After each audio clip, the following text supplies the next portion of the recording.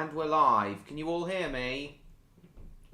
It started, Uranus.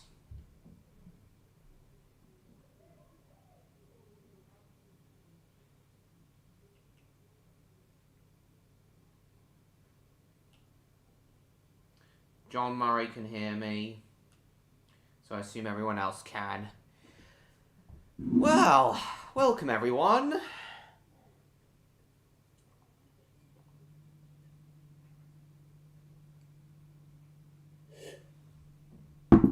Welcome everybody. Hello Gary, Cassie, Stan, Uranus, Mr. Iceman, Jacob, Mr. George, John Murray, Planet Davin. That seems to be everyone for now. I know that Martin's out. Yeah, it is, Mr. George, but oh no. Not the trolls already. Hide user.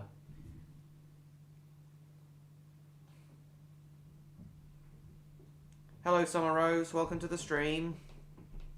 Oh, Bowser Fan 101. I've never seen you here before. Welcome.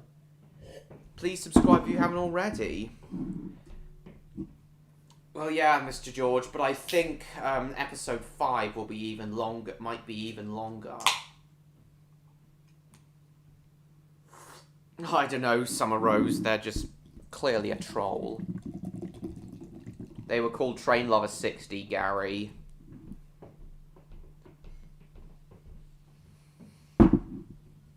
Good evening, Ingrader.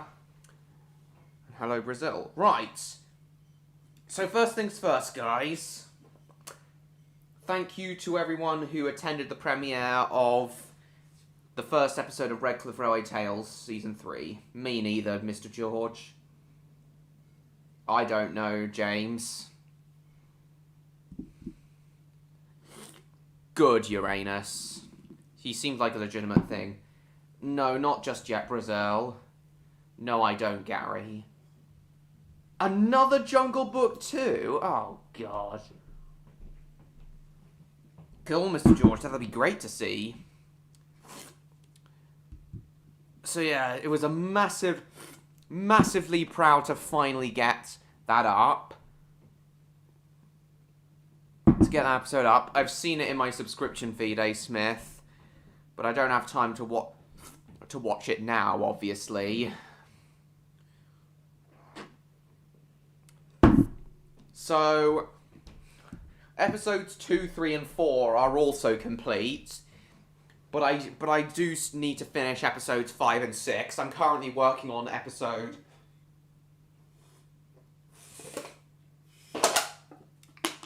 5. Episode 5. Oh, thank you, Bowser Fan 101. Have you subscribed? Did you come from Mr. George's channel? Oh, hi, Jason.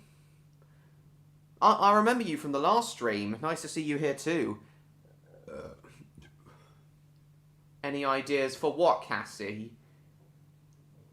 I don't know, Jacob. I'm up for Cars 4 as long as the story's good enough. I enjoyed Cars 3. It's my favourite of the trilogy. I'm fine, Jason. Birthday was great, thank you, Cassie. As was my trip to Phantasialand. Yeah, thank you, everyone. So episode 5 should hopefully be complete by next week at the latest. And it's still over a month until episode 6 premiere is due to be released, so I've got plenty of time. Oh, God, summer school. Sod off. Oh, not interested in that case, A. Smith. I'm only interested in Cars 4 if it gets a theatrical release, which it isn't. It's down to 22 people now, George. Thanks so much, Rob. So yeah, I had a great time. Also, guys, I wish to apologise once again for me having to cancel my Phantasialand live streams. It's, I just couldn't read the chat. It just wasn't coming up on my phone. Can't explain what caused it, but it was most likely to do with the fact that I was in Germany. Maybe it's to do with a network provider. You're dumb, Mario Bros. You just changed it. Oh, cool. Ugh. Bloody hell.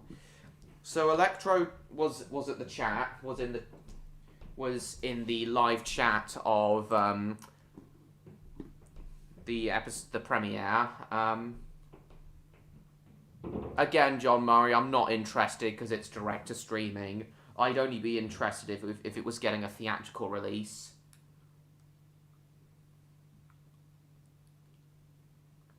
Elemental is getting a theatrical release.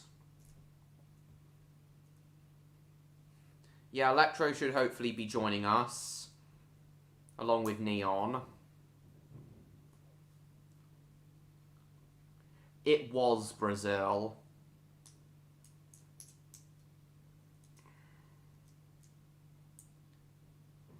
Oh, nice, Cassie. Why do you keep speaking in French, Iceman? It's a little quiet. Oh, okay. Turn it up as loud as you can, then. I'm not Jacob.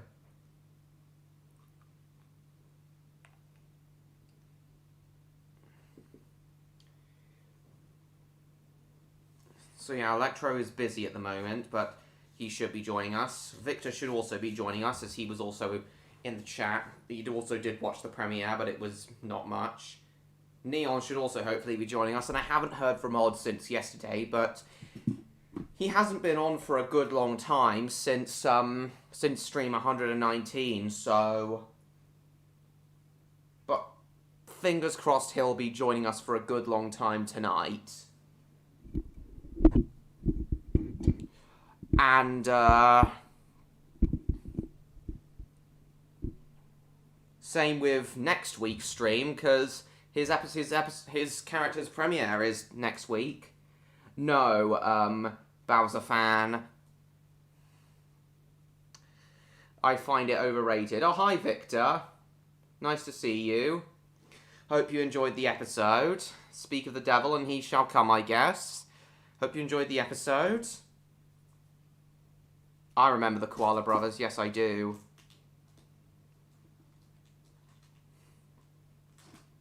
What are you talking about, Victor? I know that Stan Does Trains is a big Five Nights at Freddy's fan, though. Nice, Jacob. I've seen it.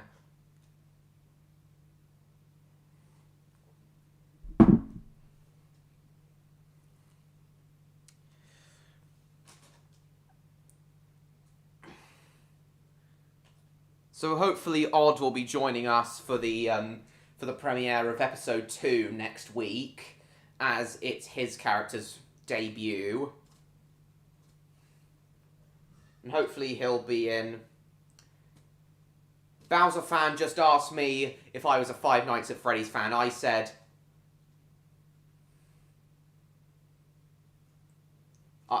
you were a big Five Nights at Freddy's fan, Stan. You were talking about the life you're living, okay. Yeah, hopefully Odd will come to the premieres of the other episodes as well.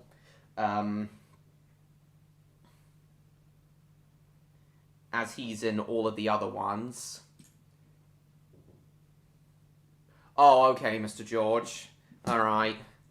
Well, thanks, Brazil. So, Victor, Odd hasn't been on these live streams much recently, so do you think he'll join us tonight? I've already asked him. Brazil, I live in England! What are you on about?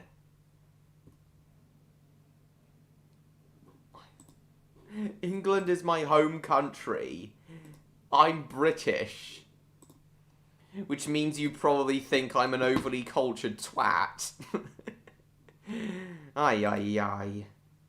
I know. So, I think that's pretty much everything I wanted to say before we get into the gaming.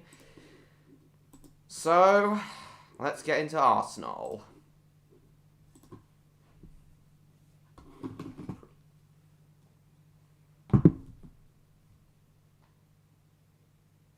This one did premiere right during dinner time.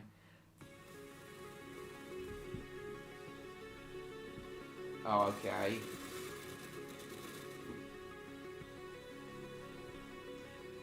This one did premiere right during dinner time. As for today, who knows? Well, hopefully he will. I hope he will.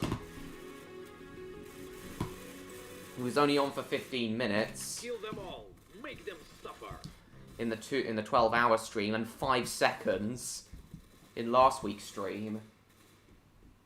Live in Pennsylvania, do you, Cassie? Okay.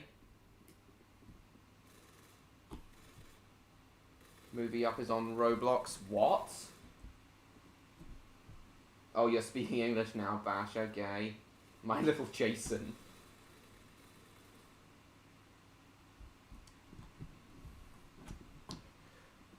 Well, the thing is, Victor,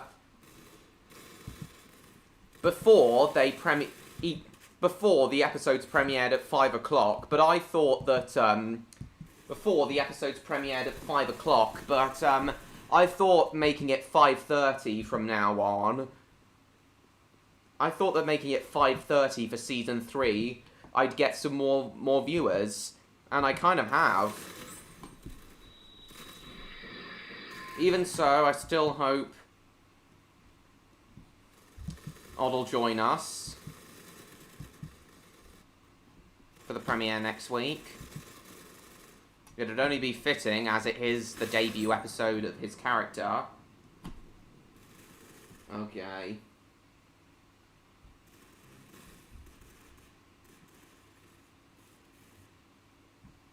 If all the episodes premiere 18:30 our time, then no, I'd wager Odd is not going to appear. The streams are a different matter. Oh, okay. What about 5 o'clock? That'd be 6 o'clock for you. In that case, I'll go back to 5 o'clock for the episode premieres.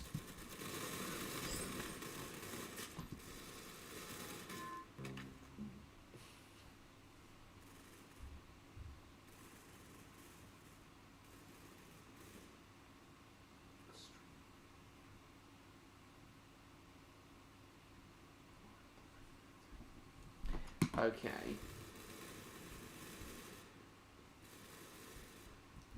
Whether he'll come to the stream or not is going to come down to whether he feels like it or not. Or if he'd rather be doing something else. Okay.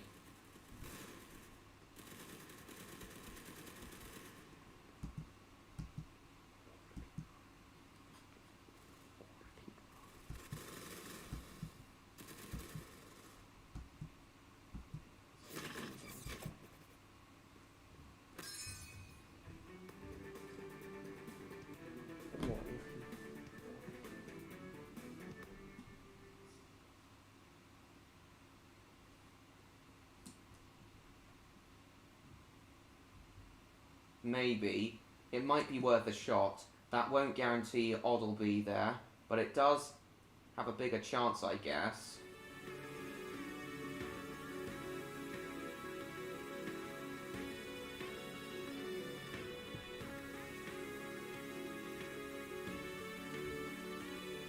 Yes. Yeah, cool. No, Brazil, please stop asking me. Okay then, Victor, I'll go back to premiering the episodes at 5 o'clock in that case. As I said, it was originally going to be 5:30s, because I thought it'd get more views. But I guess half an hour, it won't really make that much difference. What will make difference to view numbers is how many subscribers I have. And now I've got a lot more than when Season 2 ended. Hell, I've got a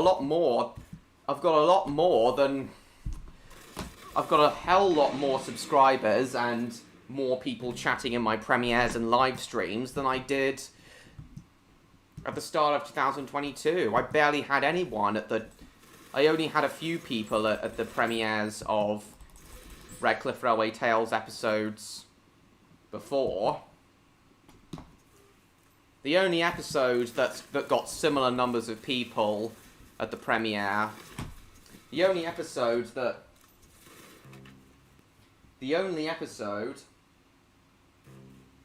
I know, James, the only episode that's got similar numbers of people, in the premiere in Season 2 was the Christmas special, the last episode of Season 2, if memory serves.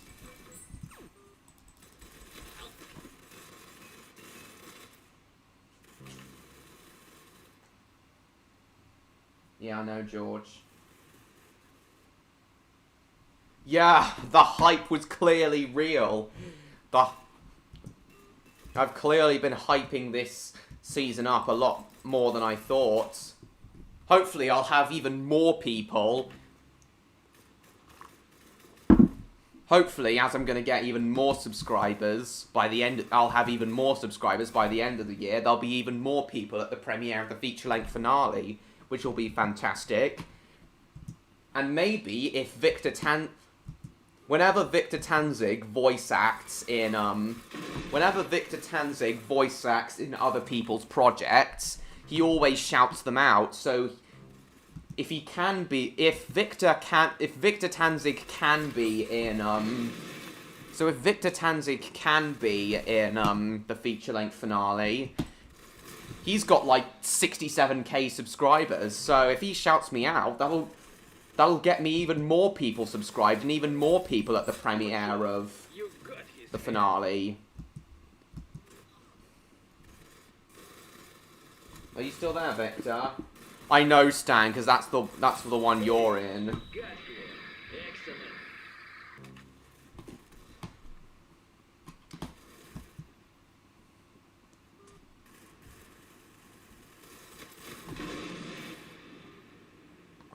So Victor, as you did cameo voices for Luna in her Odd Dragon videos, do you want to voice one or two of the henchmen in the feature-length finale? There's so many people who want to voice act now, but I can't really give them any other characters. So really, I'm only really giving them the main antagonist's henchmen. Always be Victor weird. It's healthy as fuck, okay? Yes, Victor Tanzig is who I'm referring to, Victor. Yes, I've seen Kill Bill Volume 1 and half of Volume 2. I'm yet to watch the other half of Volume 2, though. Bill Bricks, welcome to the stream. I know. No need to brag about it, James. I did noises. Even so, Victor, if you could voice some of the henchmen in the feature-length finale, that would be great. I'm pretty sure Martin and A. Smith also want to voice some of the also want voice lines in the finale, so I'll give them henchman roles as well.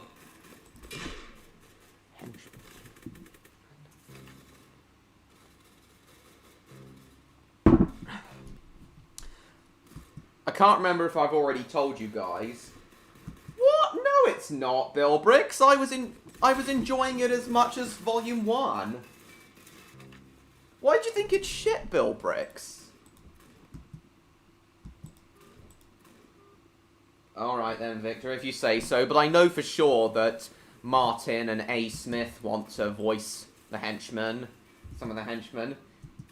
Guys, I'm not sure if I've told you already, but in the feature-length finale, there's going to be a scene where Mr. Eric, Carl, and PC Rosa infiltrate the main antagonist's mansion. Because it's not... Because I just don't want to. Brazil, if you keep asking me to be a moderator, I'm afraid I'll have to block you. Anyway, guys, as I was about to say, there's going to be a scene where Mr. Eric, Carl, and PC Rosa, I'm glad you think so, Victor, infiltrate the main antagonist's mansion. And to think they will win. And they all end up fighting them. And I want there to be a reference to the Matrix bullet time. I already know how I already know how I'm going to do the bullet time effect. Hey, you got here. Excellent. I'm going to put Mr. Eric on a green rig, do stop motion for when he's jumping up, then pan the camera around, I'm gonna I'm gonna try my own version of the bullet time effect in in the feature-length finale. No, I'm not. Please don't say that. Don't say that about me, Bill Bricks. I should kick your fucking ass. If this is your last chance, Brazil, if you don't stop asking to be a moderator, I will block you. Yeah, I thought he was nice. I thought they were nice too, Mr. George. Yes. Yes. Yes, guys. The feature-length finale is going to have quite a few Matrix references, as The Matrix is one of my favourite film franchises now. In fact, the last episode of Season 3 is going to have a scene heavily inspired by Neo's interrogation scene in Matrix 1. With similar dialogue. I'm the mean one. Honestly, Victor. Hi, William. Welcome. Are you I am mean, Victor? I'm glad you enjoyed the episode, William. I was just telling everyone how the last episode of how Season 3 and the finale are going to have quite a few Matrix references. Whether it stays or is abolished, Bill Bricks, I personally couldn't care whether it stays or is abolished. Whatever happens, it won't make too much difference to me.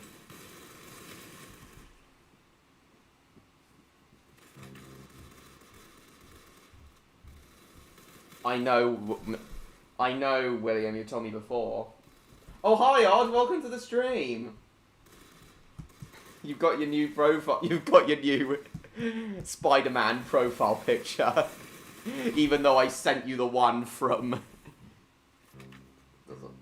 I won't really be able to recognize you immediately with that Spider-Man profile picture, Odd. But whatever. It's so nice to see you, Odd, after quite a long time. Unfortunately, you missed the premiere of... Unfortunately, you missed the premiere of the first episode of Redcliff Railway Tales Season 3. I'm the meanest.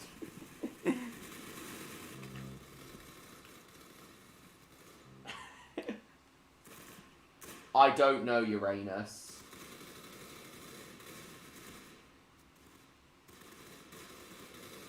Lightning is in the shop. I'm the true meanest. Neither of you are as mean as I am mean.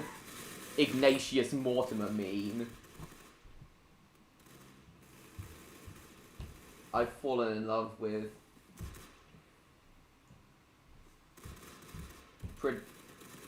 Petulant Spider-Man. Okay.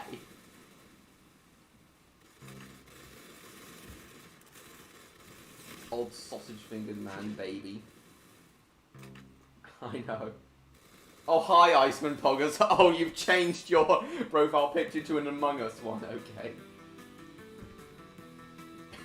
Okay.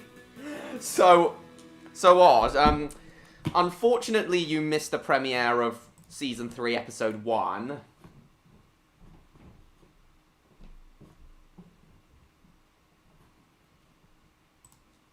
That's alright, I guess, though. Otmar wasn't really in it. Well, he wasn't in it, period. He was referenced, but not mentioned. But yeah, Sod, I do hope you'll be at the premiere of next week's episode, in which your character is debuting.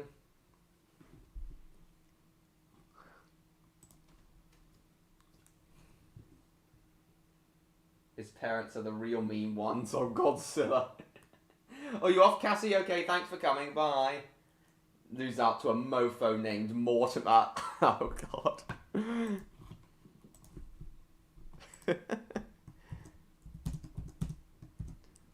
This is who I'm referring to. I am mean.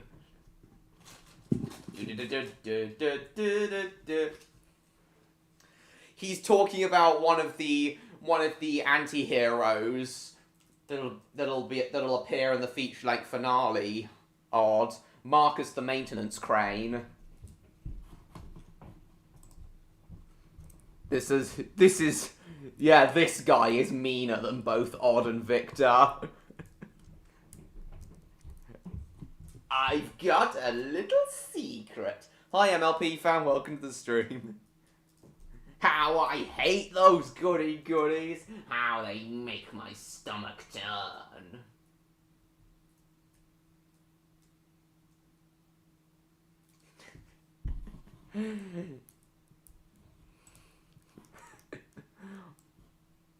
More like I am meme. I am mean as a meme. I'm 99.9% sure that the cutscenes were animated by the same people who animated the Zelda CDI cutscenes. It's the exact same animation style.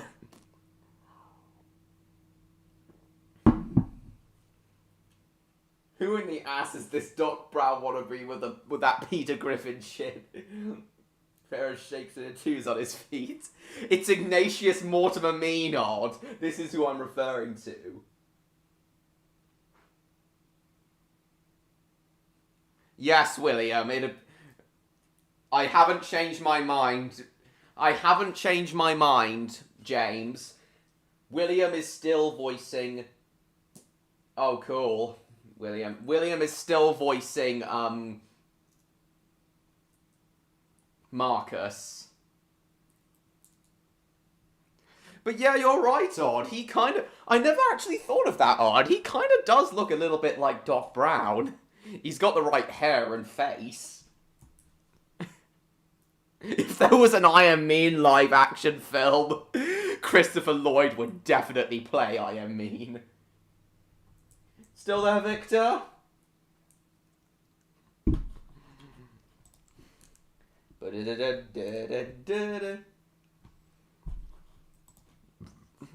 Let's see. Mofo needs to chill out. Like, he really thought he did something with that anime-ass haircut.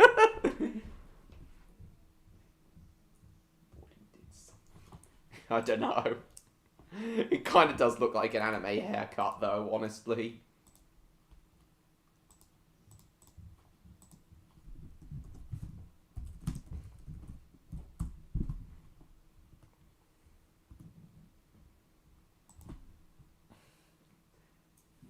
Dude got the face of a football fan yelling at an 8-year-old girl. Yeah, he does.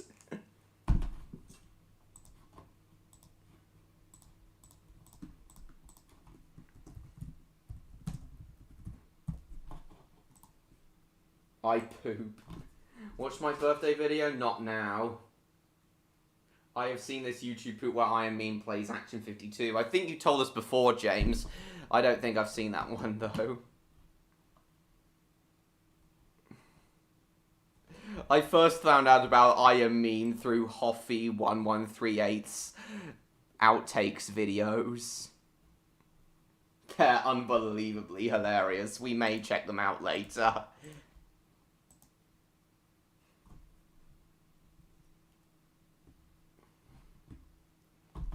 Right. Okay, guys. Oh, yes. Oh, God. Wrong thing. So what, as I was about to say, you, unfortunately you missed the premiere of your episode, but... Of your character... No, of the first episode, but hopefully you'll be at the others. Oh, that's Boomer Barrio. Get off me, Lord! And a child nowhere near his home. He does kind of look like one of those, guys. But yeah, I was about to say, I really, really upped the production value this season. I now film... Are you still on that profile picture changing spree, Uranus? Victor, are you still there? Who are the other anti-heroes you mentioned? There's also Vincent, who was going to be a Fowler 4F, but now I've decided he's gonna be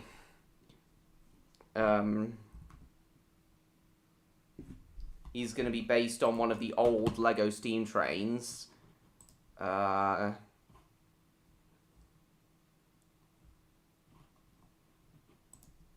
What was it again? Oh, yes, you are.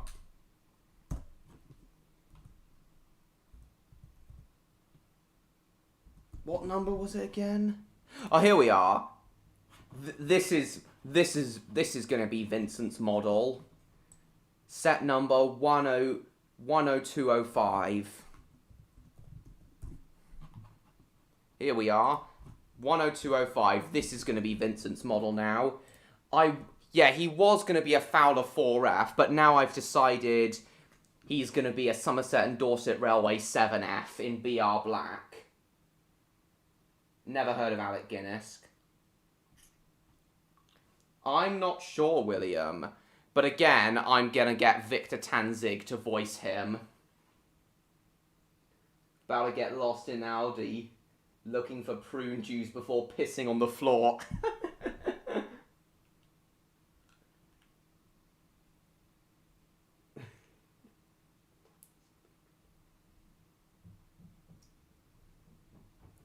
Good, Odd, because we've changed the subject now. We're talking about Redcliff Railway Tales again. Hello, Lask Machin. I've never seen you here before. Welcome. Please subscribe if you haven't already.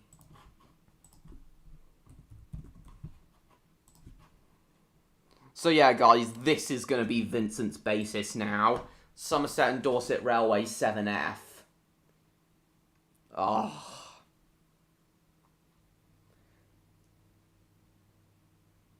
No, James, I think Zug would suit Marcus better. Actually, as Vincent's personality is similar to Zebedee from Tugs, I reckon a Zebedee impression would be best for Vincent.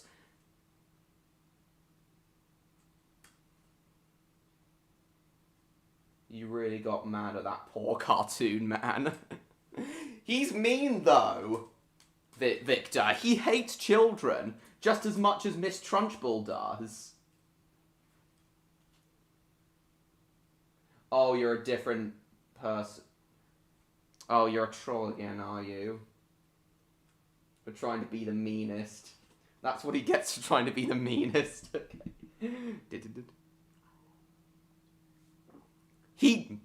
He's got to be the meanest, though. He's literally called I Am Mean. Oh, God.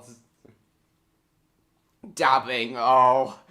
This isn't 2016. Guys, this isn't 2016.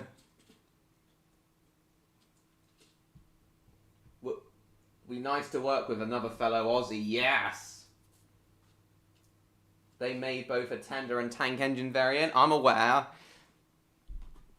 But yes, this is Vincent's basis. So here's his model and here's his real life basis. I really do have a soft spot for 280 freight locomotives. Like the Great Central Railway ones and also the GWR 2800s. It's a shame only two 7Fs were preserved. I really wish more had been preserved. What message was that, Jacob? Sorry, I Am Mean was voiced by Alec Guinness. I have read that message. I don't even know who he is. I don't know. We're never even given a reason as to why Miss Trunchbull hates children. Miss Trunchbull is barely given any backstory. I reckon someone needs to make a spin-off film. I reckon someone needs to make a spin-off film about Miss Trunchbull, how she came to hate children and be the headmistress of Cruncham Hall. That's what his parents get just for giving him that kind of name. Great Cookerson doesn't mean he'll even be able to boil a fucking egg. I mean, he...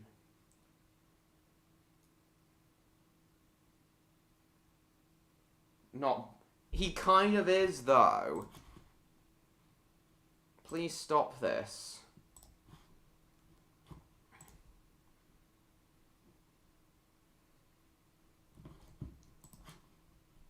Oh, you're in agreement with him? Right, Brazil. Your height being hidden as well. Dabbing is great for the body. It helps you stretch your arms and lower backs.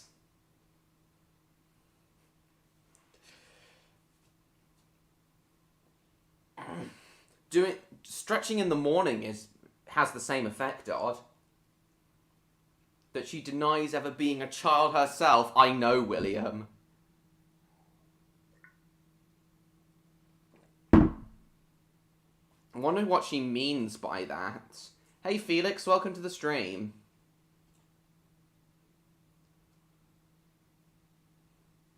Oh, is it the same, Oh God, Mr. George. Well, they were being demanding MLP fans, so I had to block them. Well, anyway, guys. Changing the subject now. Oh God, what did I want to... I was gonna change the subject now, but I've forgotten what it was I wanted to say.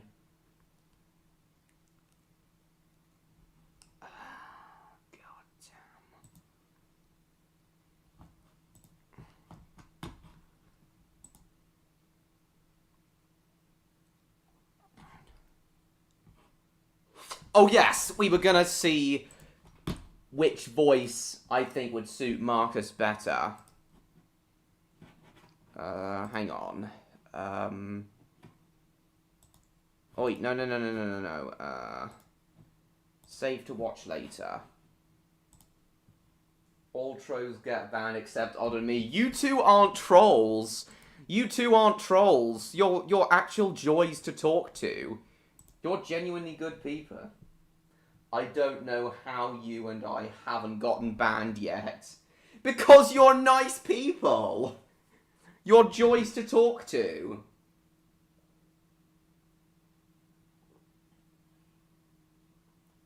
Yeah, I'm aware, James. Yeah, he was really promoting Redcliff Railway Tales earlier, but he's... Where's he got to?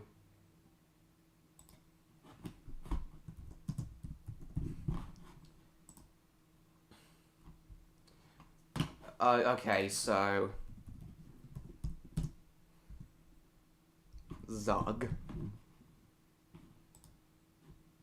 Zug knew exactly where to find Big Mac. They were waiting for him. Need a hand? You are Victor. In the original Star Wars trilogy. I'm pretty sure Alec Guinness is dead now. I guess so, Iceman. Yes, they do, Uranus.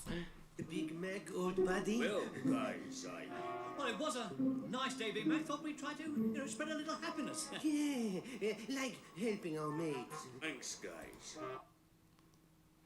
Yeah. No, me back.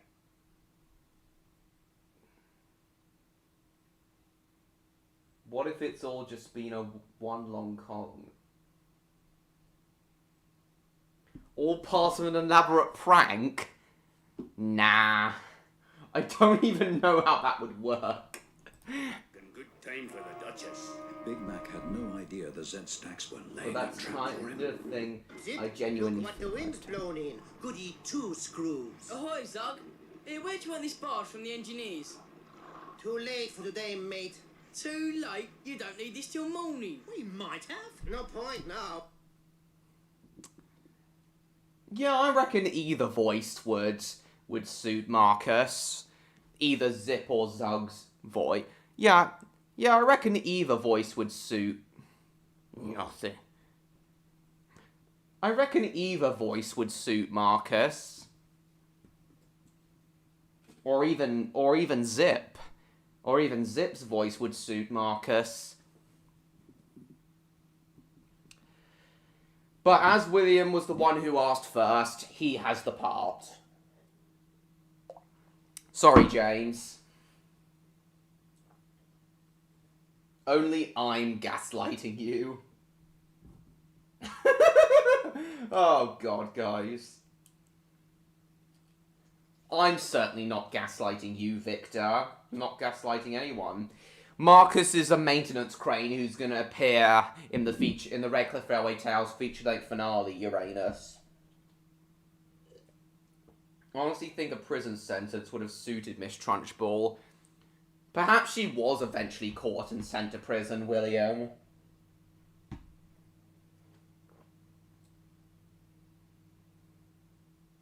Yeah, I know, William. I know.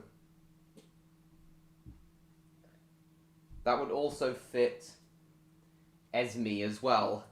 Who's Esme? Who's Esme?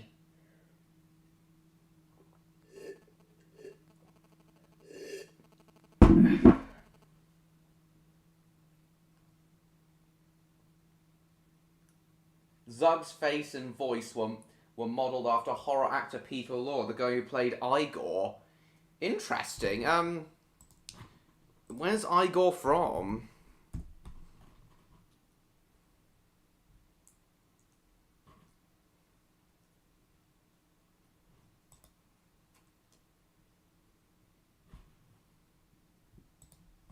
Brum the bum. Esme nuts touching your vulva.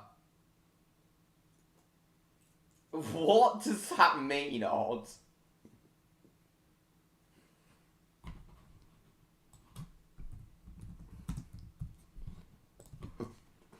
Yeah, he does. Yeah, Zug does kind of look like Peter Lorre.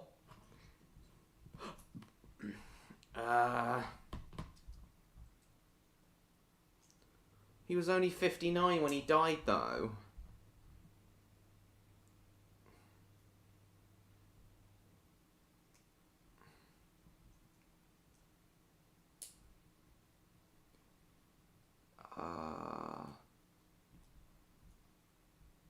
Igor.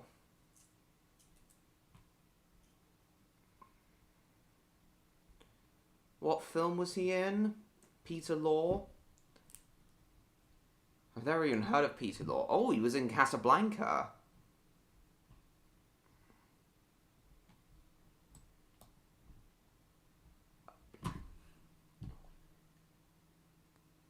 It wasn't that bad, was it? Oh, okay. Her stepbrother, yeah, I know. Who could I get to voice Zug? I have no idea. Was the hunchback lab assistant of Dr. Victor Frankenstein. Oh! That's interesting.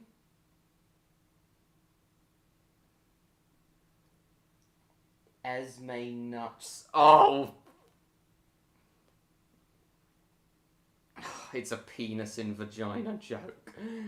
Oh, he's from Frankenstein, is he? Oh! I had no idea. Did you know that Peter Lorre was in Frankenstein? Because I had no idea.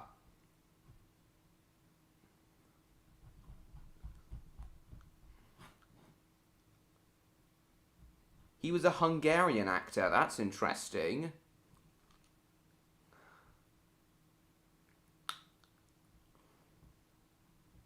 That explains Zug's accent. Island of Doomed Men.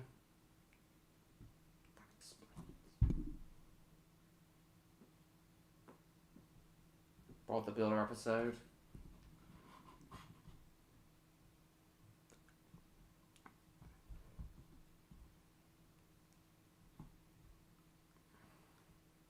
Yeah, either voice would suit Marcus, I feel. But yeah, a Zebedee impression would certainly suit, Vincent.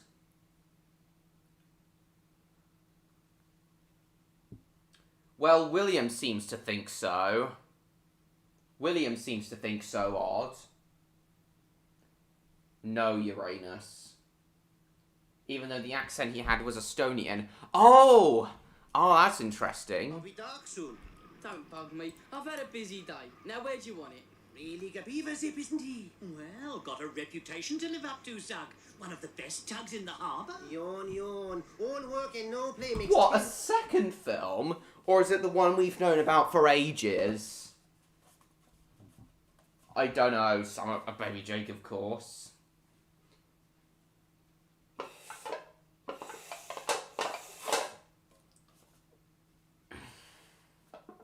No, James. I want Victor Tanzig to voice him.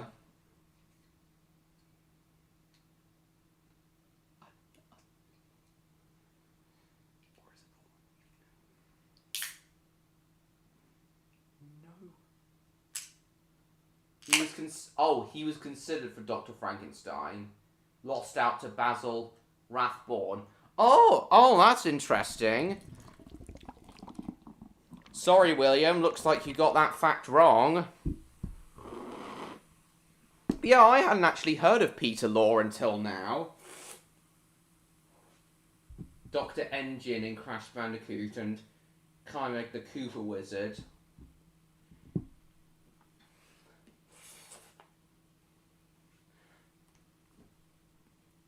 William thought he played Igor, Dr. Frankenstein's assistant. Yeah, William, I could have sworn I'd heard a similar voice somewhere in Crash Bandicoot. At first I thought it was the Brio impression. It was Brio's voice. But now I think about it, yes, it was Engine. I know, MLP fan, I'm sorry. We should watch what during this stream?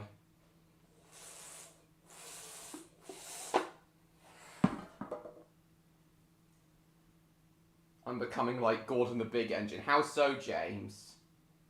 Oh, cool, Mr. George. Let's have a look at that.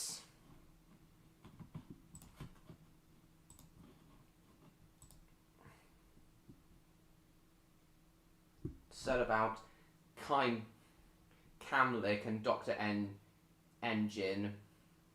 Well, correct. Those are clear Peter Lorre impressions. But does Zug sound like a Peter Lorre impression to you, Odd? No point now. I'll be dark soon. Don't bug me. I've had a busy day. Now where do you want it? Really a beaver zip, isn't he? Well, got a reputation. Does that sound like a Peter Lorre impression to you, Odd? Yawn, yawn. It was played by Bela Lugosi, aka the man who also played Dracula. Oh, nice. Oh, you've changed your profile picture again. Okay. No play makes 10 cents a dull tug. Look, do you want this or do I take it back? More it by the old key, if you're not too worn out. Hey, where is it? I told 10 cents to leave that body. Here's it. Round by the old key, you said, Zug. Your very words. Always said star tugs couldn't be relied on. Oh, he'll catch it from Captain Star. Yeah, that sounds about right. Oh, cool. He will write. Oh, nice. That's interesting. Oh, he was Igor in Son of Frankenstein, according to William Odd. Is that correct? He was Igor in Son of Frankenstein. Right, let's have a look at Mr. George's reaction to the first Redcliff Railway Tales Season 3 episode. That was Bela Lugosi. Changed it again, Jesus. Let's have a look. Let's see your reaction. Hello everyone, Mr. George. and it has now come. So yeah. Happening. Yes, it is. Congratulations. Thank you so much, Carl. I must Yes. pull the engines immediately. Crack out the Oh yeah, and this next upcoming stop motion scene here. Today we celebrate, and tomorrow we start construction. I'm very proud of that stop motion. It's actually That pretty stop smooth. motion scene is very cool. Like, look So at that. smooth. Or no, like that. My love out for Peter. Oh yeah, and this is the scene where There was Peter. no Igor in the original Frankenstein movie. The character resembles the Igor is a can called Fritz, played by Dwight Fry. Okay. He's burning right now. Yeah, this is a crazy scene. But I love there's no green screen or anything, which is cool. Which makes it much better. No, it's just composited on top. So yeah, for this episode I only have 3 lines, really. But in the upcoming episodes I do have role more. of Dr. For Frankenstein. episode 2 Oh, I only okay. have 2 lines. But then as we go in episode almost, 2 I only have 2 lines. But then as we go into episode 4 and 5, I have 5 lines for episode 4 and 4 lines for episode 5. So yeah. So guys, you've joined me at the end of the episode almost, where Sheila has come to be terrible. Dangerous. I will not tolerate this attitude of yours. You have to learn to stop being so pernickety and not act like such So yeah. I'm so pleased you enjoyed the episode as much as you did, George. Right, anyway, back to what I wanted to say to Odd before we mentioned about the Z stacks and such. So, Odd, I was about to say that I've really upped the production value of Season 3. So I'm now filming with my 4K camera. Much higher picture quality. Yes, William, I did add in some extra details of... I did throw some parts from Peter in front of the camera before he came into the shot. And then I added the explosion in on top. So yeah, I added in the practical elements, those in-camera elements, before I added the explosion. 4-page minimum? Okay, cool. Yeah, I know. Guys, later on, I may also show you some more editing of episode 5. Can't promise that, though. Walt Disney's 20,000 Leagues Under the Sea, though. One's my personal favourite performances of his. Oh, nice. I didn't know there was a Disney adaptation of 20,000 Leagues Under the Sea. Clatter into blue high tunnel.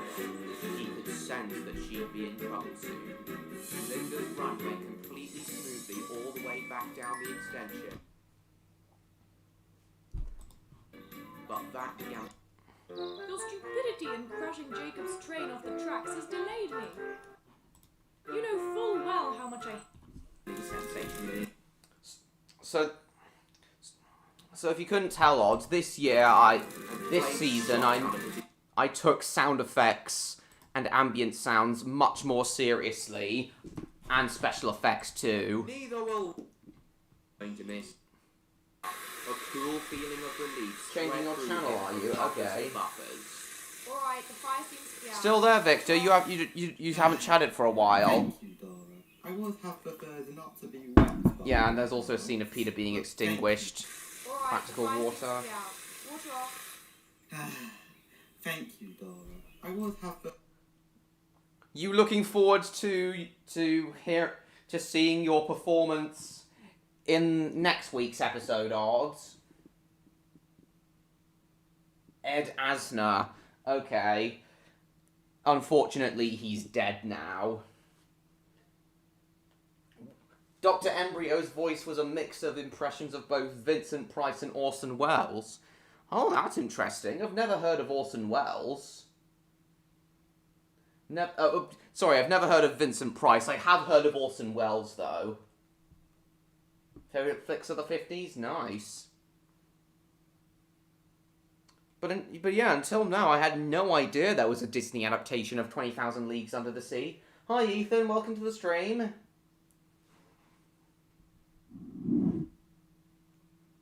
Okay, Uranus. Of course I do, James. That was actually pretty funny. Faster than Sporticus. Thank you so... Some of the stop motion later on, in later episodes though, is quite janky in retrospect. I must inform the engines immediately. Crack out the alcohol for us and the staff while I'm out, please. Today we celebrate, and tomorrow we start construction. But I'm very proud of how smooth that stop motion scene there, shot there, turned out. Vincent Price is the legend. Alright, if you say so. But I just asked you, you looking forward to seeing your performance in next week's Redcliff Railway Tales episode? What, for the reaction, George? Oh yeah, I did hear about that recently, William. Yeah, pretty sad. I have no idea, Uranus.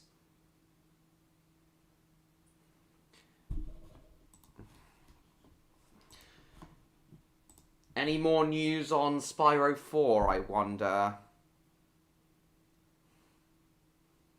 Guys, yesterday I was actually watching Summer Game Fest. Yesterday I was watching Summer Game Fest on Canadian Guy A's channel, and I thought they were going to announce Spyro 4, but then my hopes were crushed. Twice. The first time was when they announced that new Sonic game. Why the hell is there a new Sonic game coming out when we only got one towards the end of last year? And I thought they mentioned a big platforming mascot, so I thought they were referring to Spyro then. But then, for the grand finale, I was hoping that the grand finale was going to be Spyro 4. And right before they showed the trailer, he said the rumors were true, and at that very moment, I thought he was talking about Spyro 4. I thought he said that the Spyro 4 rumors were true. But it turned out to be a trailer for a yet another Final Fantasy game. I swear there were like 2 or 3 Final Fantasy games mentioned. I cannot even begin to describe how pissed I was when I thought he was referring to Spyro 4, but it turned out to be a Final Fantasy game. He was in The Mummy, also The Mad Scientist in House of Wolves, The Fly, and The Ten Commandments. Nice.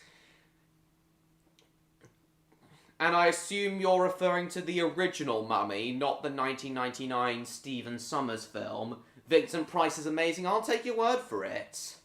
Oh, you still haven't answered me, though. You looking forward to hearing your performance in the next Redcliff Railway Tales episode? Me too, William.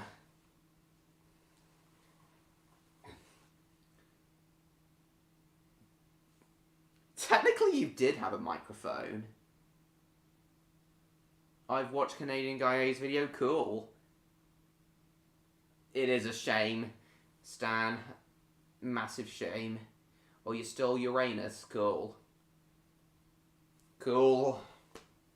Right. However, that doesn't mean my hopes for Spyro 4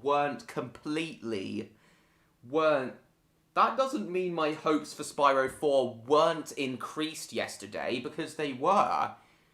Because not only did I find out that a Croc remaster has been announced, and if Croc of all characters can come back, then surely something is being done with Spyro.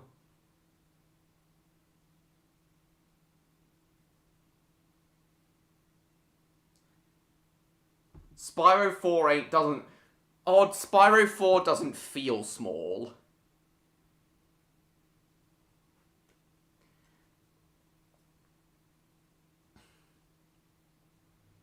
On Spider-Man 2? Okay. Yeah, not interested in that. Yeah, if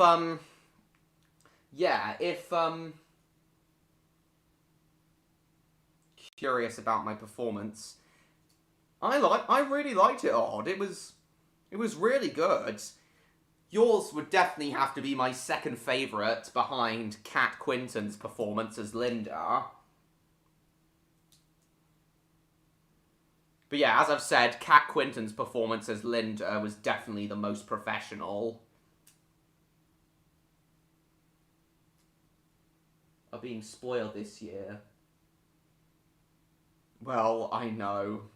Well, thank you, Stan, but as I said, if Croc of all characters is getting a remaster, then surely something is happening with Spyro. And also, another thing that increased my hopes for Spyro 4 yesterday was some new Spyro plushies were announced yesterday.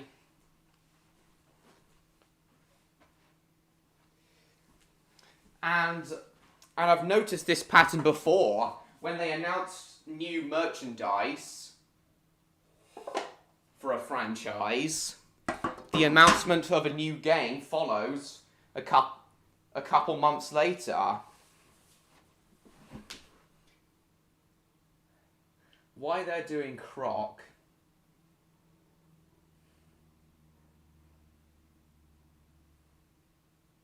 Ain't no way we're getting another Croc game outside of the remaster. Still something, though. It's just not a big series. It doesn't have the hype behind it. They've already got the remaster out. They've had a chance. They've had a chance of selling because of nostalgia.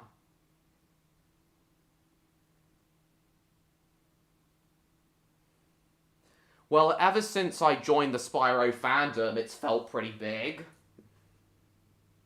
Spyro's felt as big as Crash Bandicoot ever since I joined the Spyro fandom.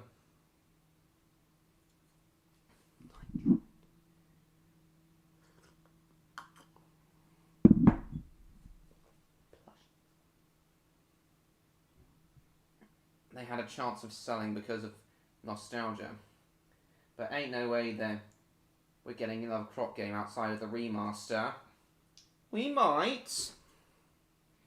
I mean, Bubsy, of all characters, was able to get a brand new game 20 years after the dumpster fire that was Bubsy 3D, so anything's possible.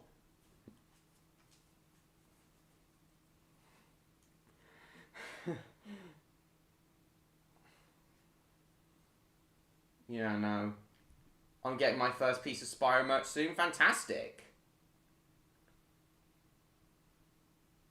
Spyro 4 could happen, but they'll never give it the red carpet treatment. It'll get a trailer and then get released. Okay.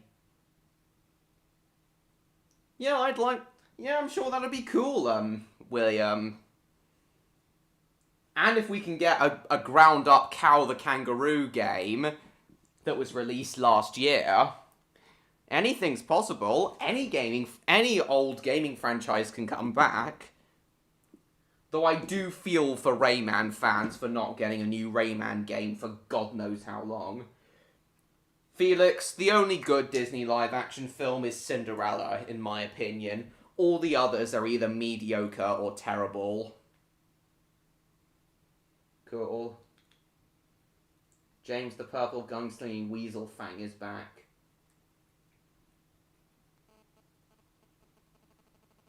Fang the Sniper? I've never heard of that game. Welcome back, Iceman. That sounds... Okay, Mr. George, okay. Yeah, there have been plenty of rumours, Odd. All of which I'm willing to believe. Yeah, all all these obscure... I do have a slight interest in all of these obscure platformers, video game platformer series. I may do a gameplay series on the Croc games at one day, or maybe Gex. But honestly, and I'll certainly, and if and when I get a PlayStation 2, Ratchet and Clank will be the first game I play on it.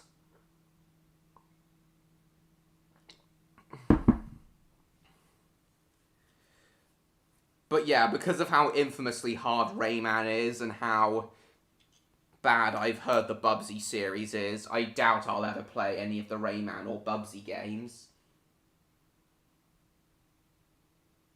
Crash 4 sold pretty badly. It'll maybe have a week or two, and we'll put the kibosh on Crash. What do you mean, the kibosh?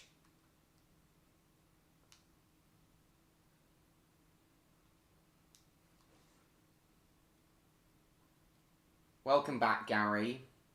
Cow was made by a small studio and was also banking on the same level of nostalgia. Reignited scooped up the amount of nostalgia they could get out of Spyro. Yes, odd, but Cow the Kangaroo 2022, from what I've heard, wasn't actually a remaster of the first game, but a proper ground-up game. But a brand new ground-up game.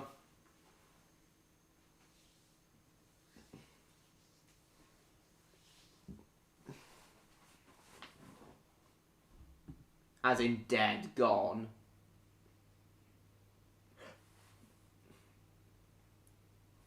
Oh, fantastic, Stan! I'll definitely watch it. But I would like you to bring back the first part as well. Blazing Dragons remake.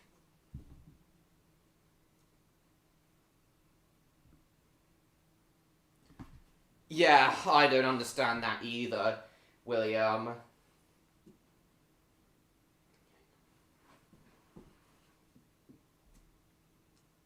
Why are you mentioning those two, Uranus? I'm aware, William. But once again, it was a ground-up game. It wasn't based on the original game.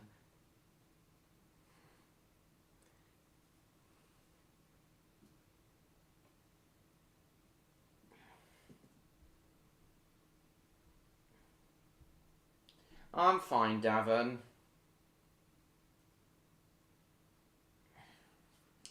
Yeah, odds. I'm only gonna buy Crash Team Rumble. I'm only gonna buy Crash Team Rumble if Spyro's introduced to it.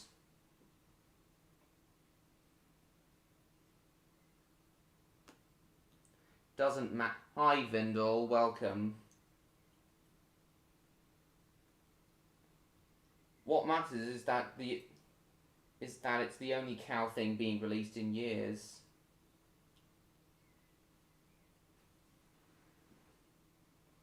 It simply won't be a worthwhile investment.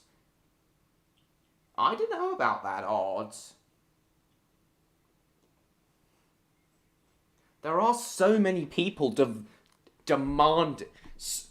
Spyro fans are now demanding for a new game. And all these teasers as well. I didn't really get around to editing on it. Upgrading the editing on it, and to be honest, probably won't. Okay then, so you might as well re-upload it then, Stan.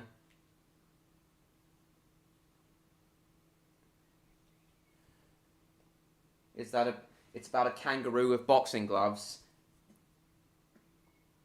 Still though, William, it's nice stuff. Victor, are you still there? You haven't chatted for quite a long while.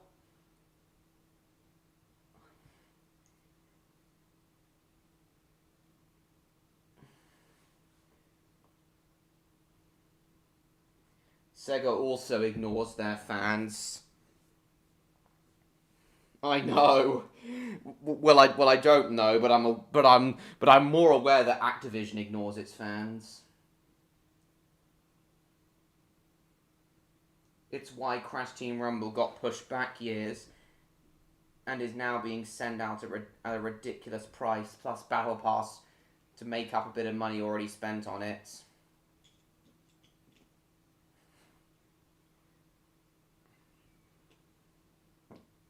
Maybe that's because people are now getting sick of the Crash games and just want Spyro again. Odd. I know that's the case with me. Right, guys, I'm really desperate for the toilet, so I gotta go. I'll be right back.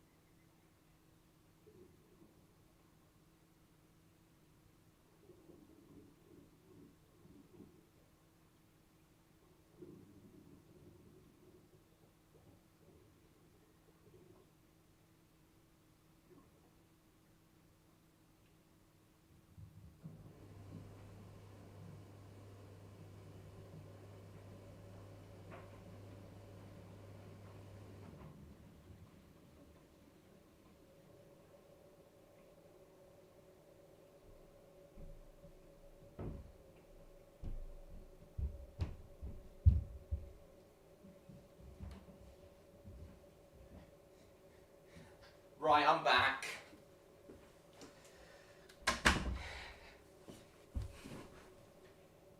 And if Crash isn't worth it, Spyro isn't going to be worth it. It's easier to vote yes in a poll than go out and buy a game when it's released. I'll buy it. I'm gonna buy Spyro 4 day one. What's your bad news, Gary? Have Spyro from Skylanders is cool. Technically, they also care about Crash, because they have been posting about it a lot. To buy a game when it's released. Okay, Victor hasn't answered me, so I assume he's gone now. We were meant to have a Crash Bandicoot TV show, I'm aware. See a play at the movie Matilda on Wednesday. My primary school are doing. Oh, nice. Personally, I find the musical overrated, though.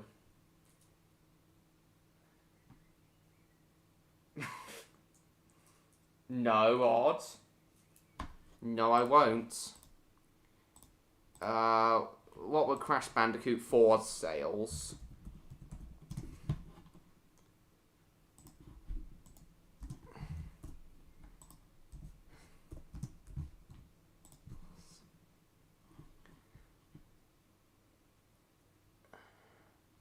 Over 400,000 digital copies in the first month.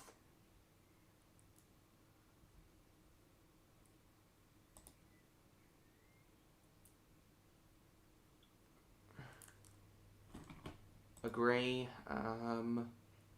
Oh.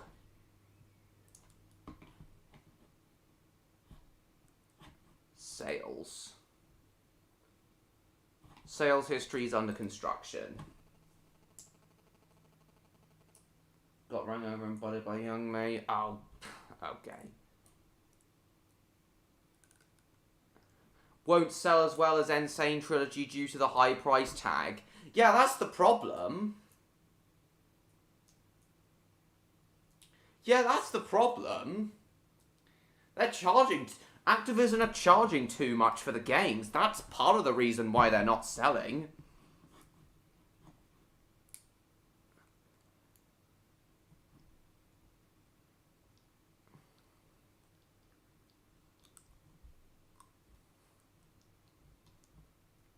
$400,000 copies in the first month ain't bad at all.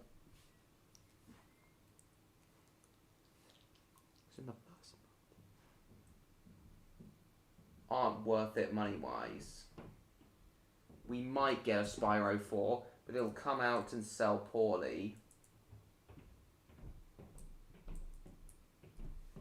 And with Crash Team Rumble destined to bomb even harder, they might just give...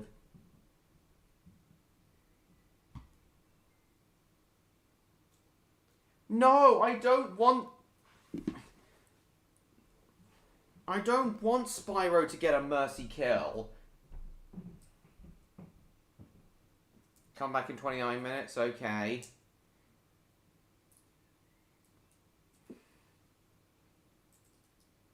If it's really far into development, they might as well just release it.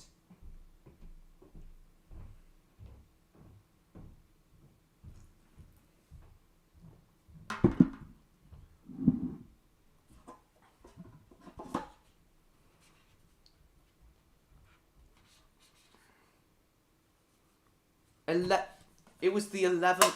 Okay, so Crash 4 was the 11th best-selling video game in September.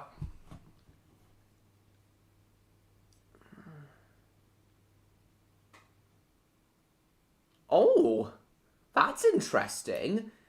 Crash Team Racing Nitro Fueled apparently sold about 32,000 more copies in its first month than the Insane Trilogy did. So that certainly means that Crash is still relevant.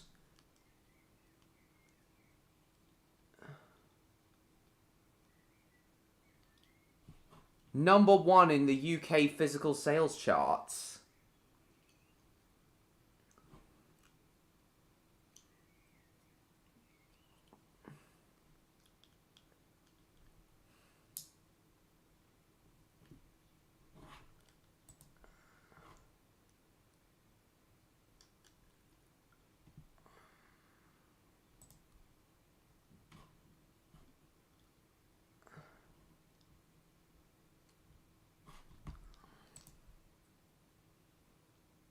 Bye.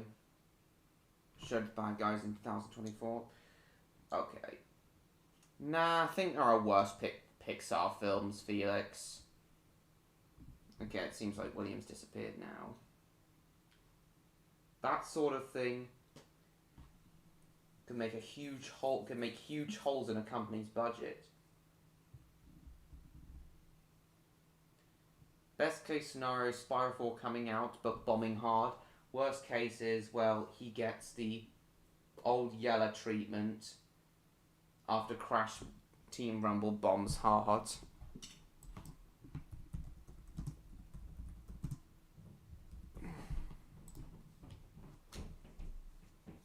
To shoot and kill old Yeller.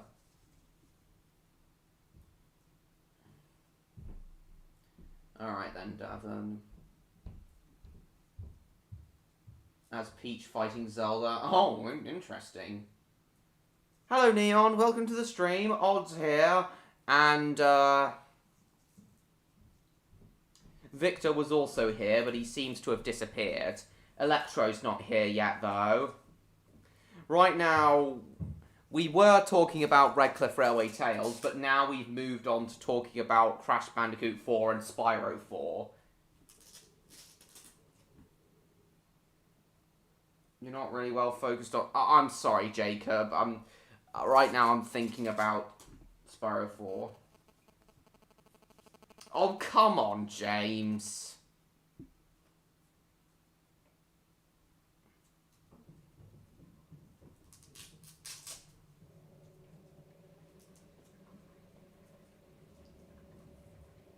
After Crash Team Rumble bombs hard.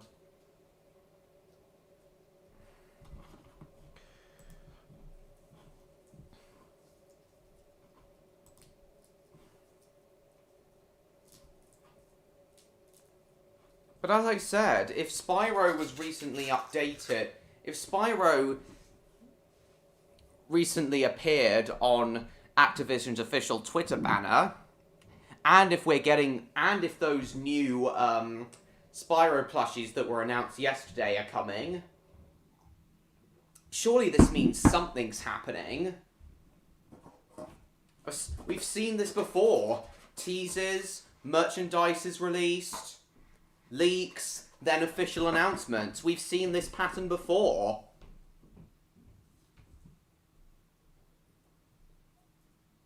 But is it simply how things are? Looking back, things might have gone better if they made a new Spyro game instead of Reignited. Try to gain any audience while also still playing on the nostalgia card. Yeah, that's exactly what they did with Cal the Kangaroo. As I just said. With Cal the Twitter accounts are 9 out of 10 just ran by interns. I'm aware. But still. But my point still stands on the merchandise. Numerous teases. Merchandise.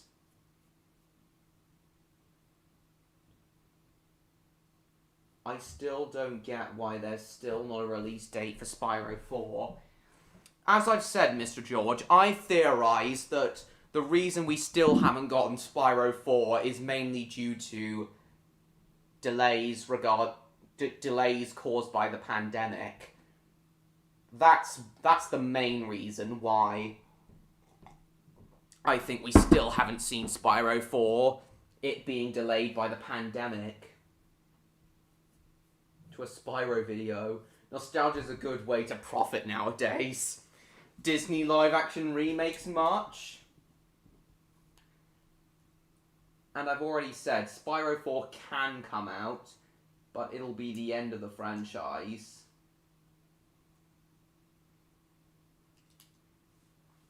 Well, that'll be sad, but some Crash fans are now wanting a Crash Bandicoot 5.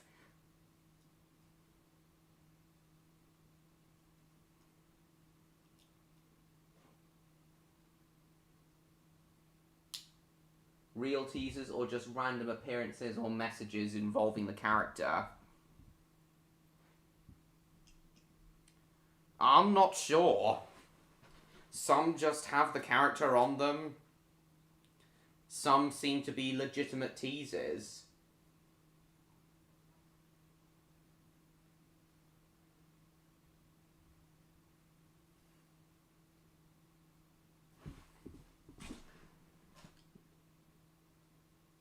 Scratch your bum. Do do do do do do do do do.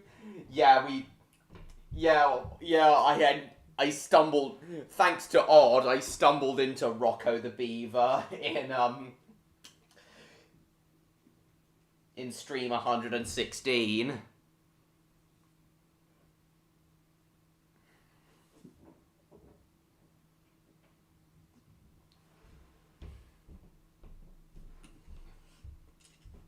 Well, if Spyro 4 isn't gonna sell well enough for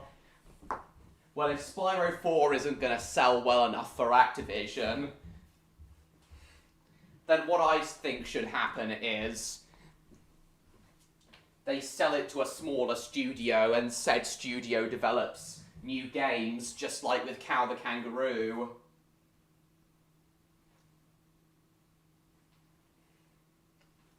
Yeah, they sell it to an independent studio, just like they did with Cow and Bubsy. And said studio just makes their own games.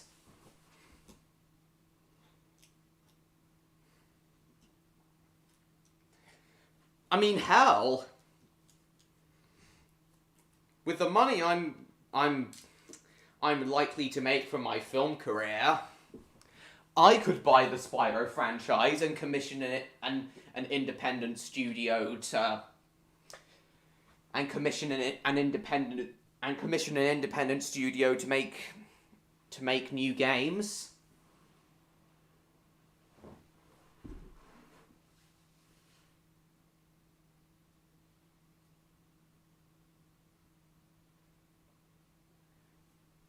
I fear the fate of Spyro 4 might lie with Crash Team Rumble, which will 100% bomb. And when it does, Toys for Bob will 100% be delegated to working on Call of Duty spin-offs, so they at least won't be the ones to work on it. Well, some people have theorized that Beanox are working on Spyro 4. Spyro 5. I mean, if Toys for Bob have been hard at work on Crash Team Rumble, and if Spyro 4 is destined to come out soon, then surely that means it's more likely that Beanox have been working on it.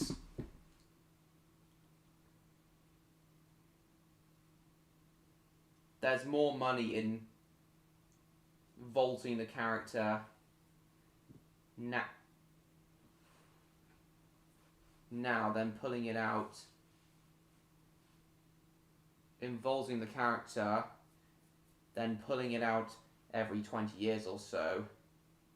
They're not just going to sell it for no reason. Well, there'll be more money in...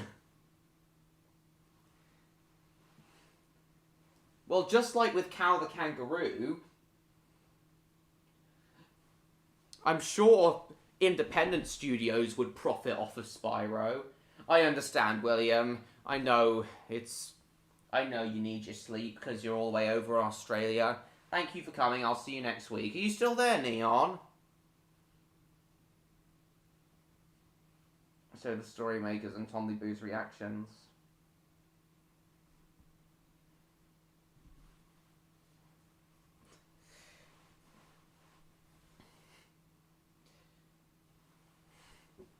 Okay,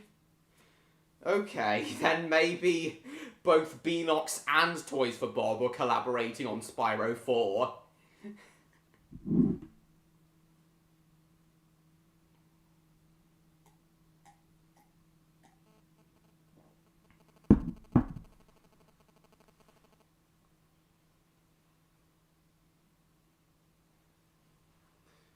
Crash can't be an unprofitable franchise, though. Sure, Crash 4 and maybe, Crash 4 and maybe, Crash Team Rumble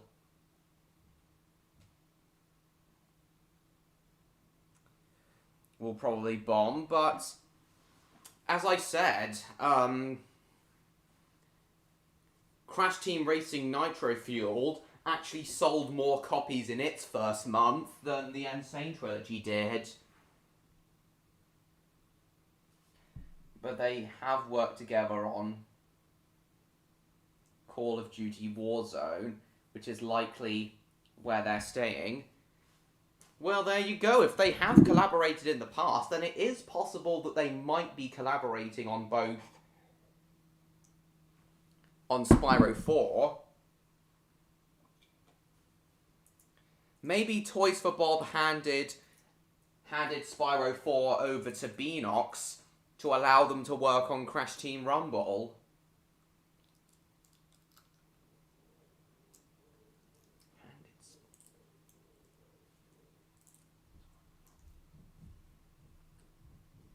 Trouble with the trolley, eh? Yes, I'm having trouble with the trolley, you bastard!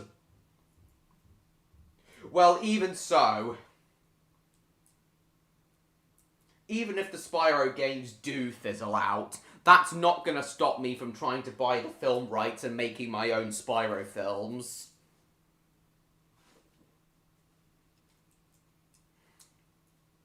Because as I've told you, Odds,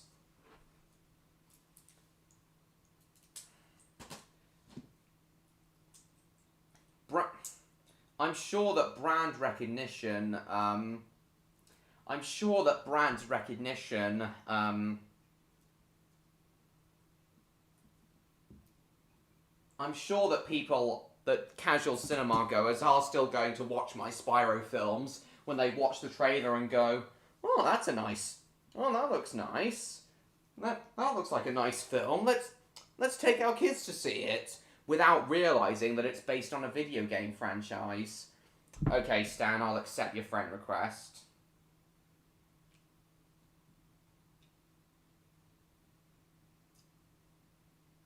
He sadly is, and so is Spyro. I'm not happy about that.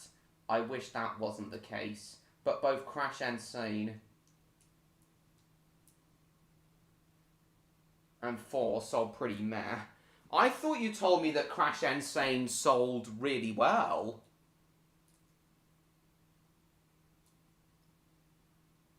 I thought you told me that Crash and Sane sold better than than the Reignited trilogy.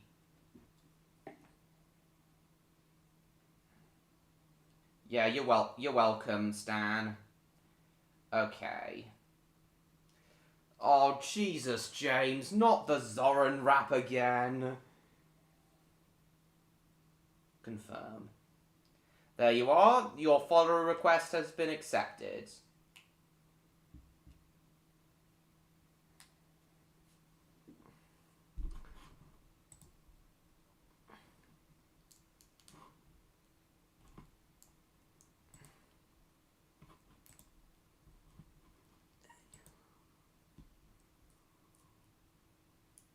What do you want, Davin? Ripperoo.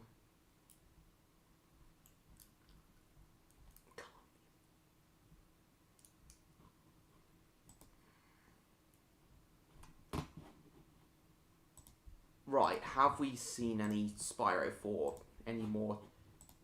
I was so pissed. Oh wait, what's this? Oh. I thought it was something else. Spyro Reignited sold even worse. I'm pretty sure Reignited sold 5 million copies total. That's really not bad at all. That's about what... That's exactly what the very first Spyro PS1 game sold.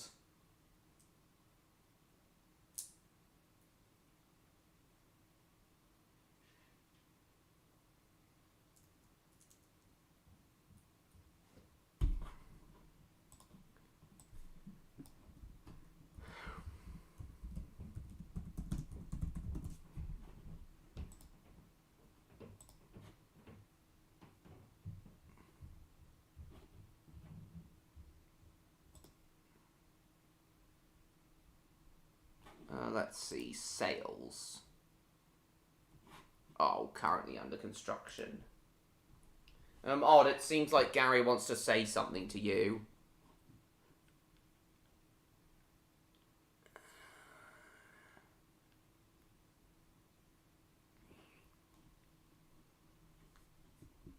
Yeah, it seems to be around 5 million.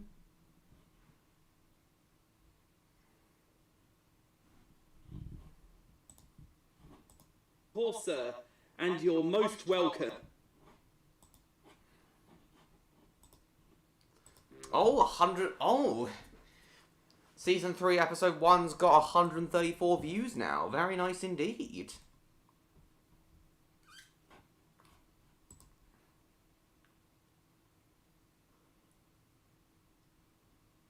$5 million is not good for today. Big games easily do a whole lot more.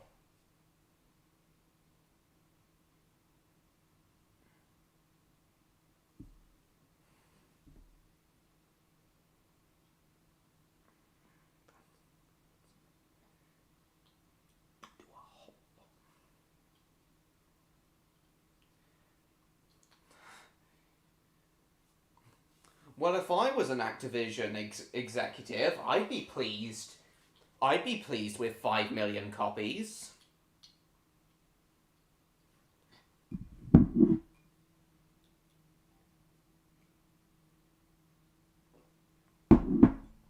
And games are nowhere near as expensive to develop as films. So I reckon Spyro Reignited still made a profit.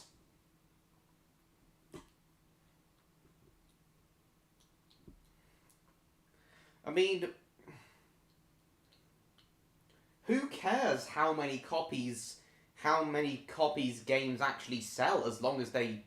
Why should video game executives care how many copies any one franchise sells as long as it makes a profit?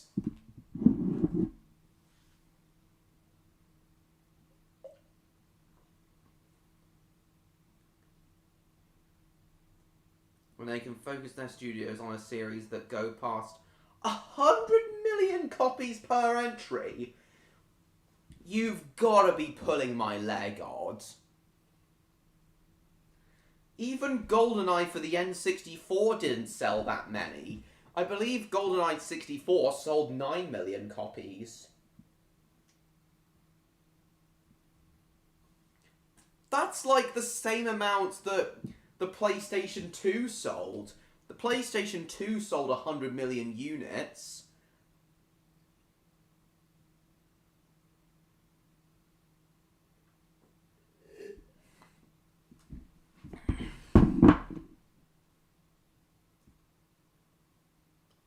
Call of Duty Warzone cost $300 million.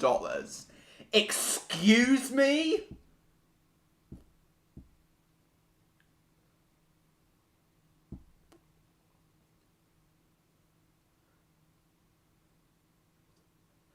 $300 million? Why?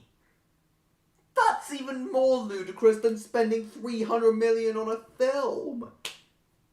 And even then, 300 million is much too overblown of a budget for a film. And I thought GoldenEye 64 was one of the most expensive video games ever made. And I believe that only cost about 2 million. From what I've heard, GoldenEye 64 only cost about 2 million.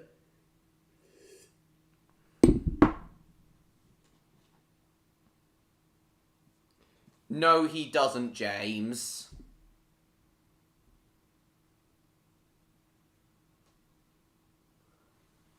$300 million? That's the same budget as Indiana Jones 5.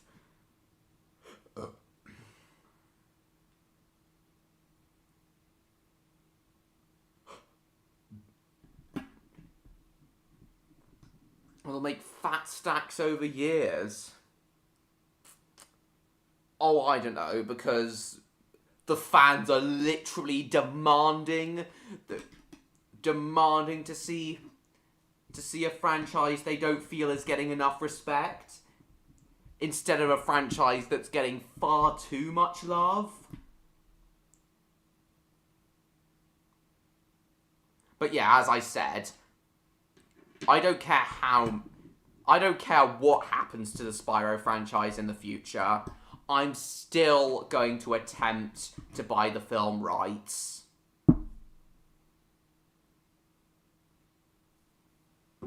GoldenEye is a small game. GoldenEye's a small game? I'm sorry, Odd, I find that hard to believe. GoldenEye 64, one of the most influential first-person shooters of all time, that I'm pretty sure also influenced the early Call of Duty games. I'm sorry, I find that hard to believe that it's a small game. I'm pretty sure GoldenEye 64 was the third best-selling video game on the N64.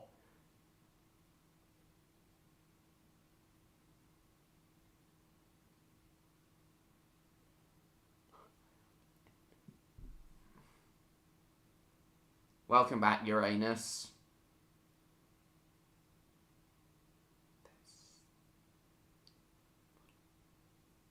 So much more that goes into modern games. Oh, I didn't know that.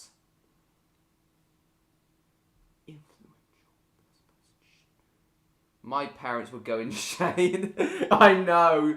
You've told me before how strict your parents are. Oh, there's only 7 people watching now. We had so many to start with. Neon, are you still there? Setting up a birthday video for Dave. Okay.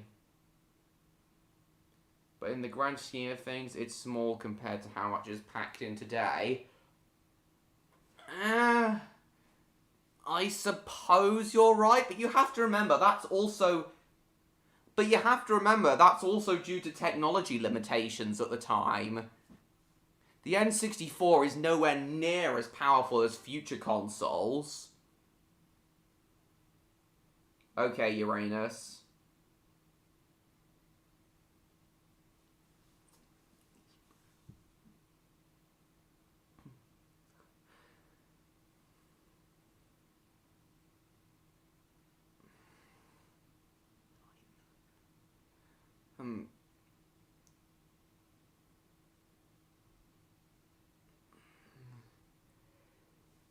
Yeah.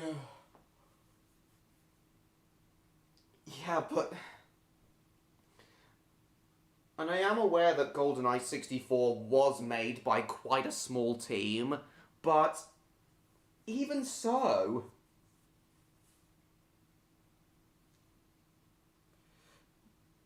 Why spend 300 million plus on any sort of entertainment? Okay, Neon. GoldenEye 64 is a really big game. You can tell they were pushing hardware. Yeah, I suppose, James.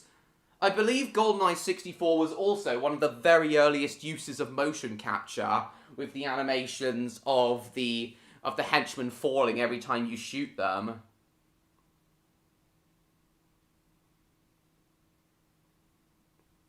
Is so much bigger and stronger today. That's what I'm saying about size and why it costs so much today. Still though, odd, 300 million for any film or video game is so crazy. And I mean, inflation's got nothing to do with this. As I said, I believe GoldenEye only cost 2 million. You don't need to spend so much damn money to make something good. In fact, most of the time, entertainment with higher budgets just isn't as good as other stuff. Why spend so much damn money? Designers, texture artists, modelers, mocap, detail folk programmers, and even more, they all have to be paid. I understand, but... Really? Why spend 250 million on a film when you can make something just as good, if not better, for only 1/10 of that budget?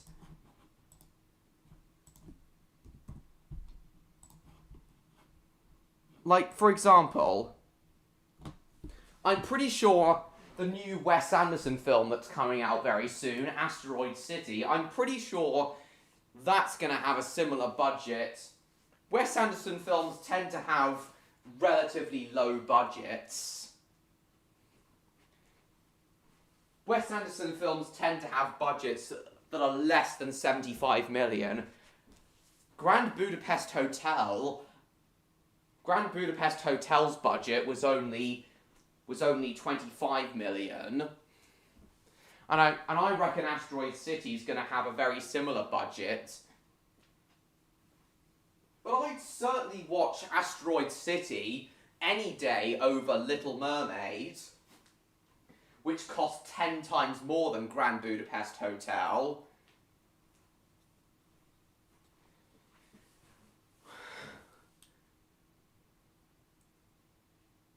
GoldenEye takes up 20 megabytes. Warzone is 120 gigabytes. Jesus. That big is mind-blowing. I get that, Odd, but still. Why spend 300 million? on any piece of entertainment, regardless of film, TV show, or video game. Hello, Jacob. Welcome to the stream. Hope you enjoyed the first episode of Redcliff Railway Tales. Haven't played it, but I know how influential it was at the time and still holds up. It really does, Neon. I've played and completed it twice, and I really, really enjoyed it. GoldenEye 64 is one of the best, if not the best, video game based on a film, in my opinion. I have looked at the credits and characters in Super Smash Bros. Were using motion capture. Oh, cool. For a game, you have an entire built in the computer world that has to be continually rendered live constantly. With a film, you render stuff once. I guess odd, but still. That doesn't change the fact that Call of Duty Warzone costs the same amount as Indiana Jones and the Dial of Destiny, when neither had to cost that much. Hi, Electro. Falls out of the air and down to the ground. Welcome, Electro. We were talking about, Neon's here, and Odd.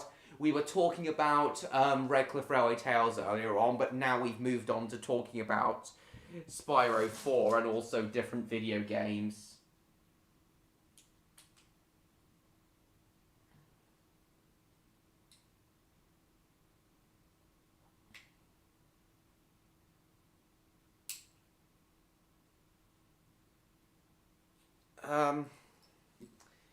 I reckon 2 million in 1997 will be about 10 million today. And that is still only a fraction of what Call of Duty Warzone cost.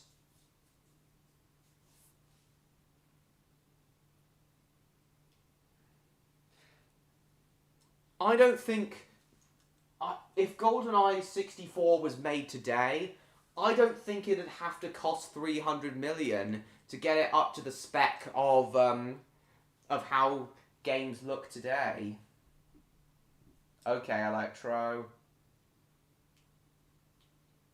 A game has an engine that has to keep going for as long as it's turned on.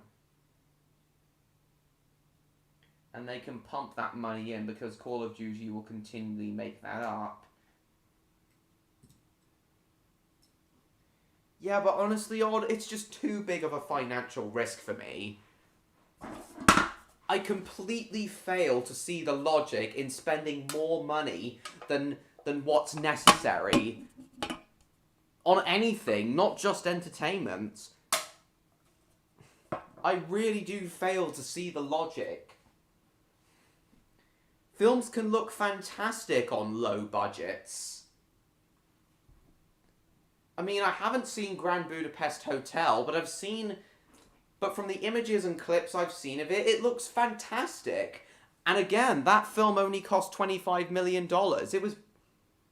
visually, it looks fantastic. So if Grand Budapest Hotel can look as good as it does for 25 million, why should even more money be spent? Why should more money be spent on other things? With my production, with my films, I'm gonna aim to keep the cost of I'm gonna try and aim to keep the budget at or below 150 million. 150 million is the absolute maximum I'm willing to spend on any of my films. Which even then is only half the cost of Call of Duty Warzone and Indiana Jones and the Dial of Destiny. Them actually putting proper money behind the projects is not one of them.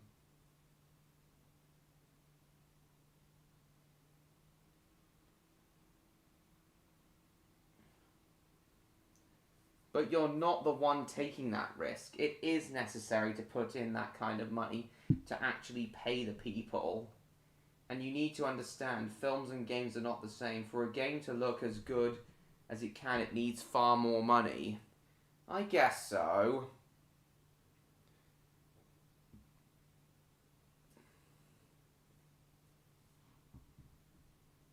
My wings were asleep. Oh, okay.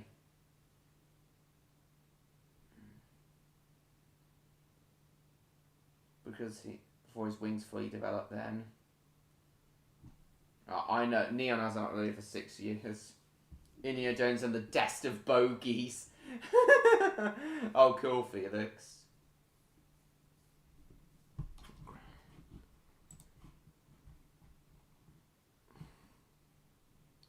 Oh yeah, the French Dispatch's budget was also 25 million.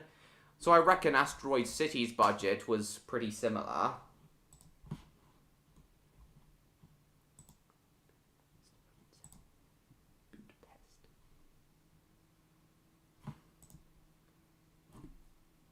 Although I haven't seen Grand Budapest Hotel, that really is a fantastic model. That's a brilliant model. Miniatures are a very big part of Wes Anderson's filmmaking style.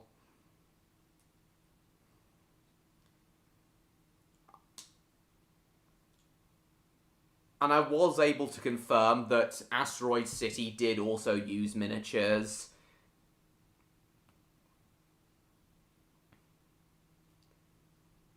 So I am heavily considering going to see Asteroid City now. For putting faith in projects that constantly insane stacks of money. I guess odd, but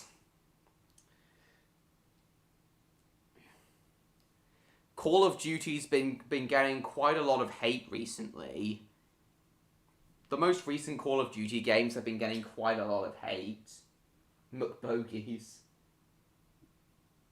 Technically, that's what I'm doing, Uranus.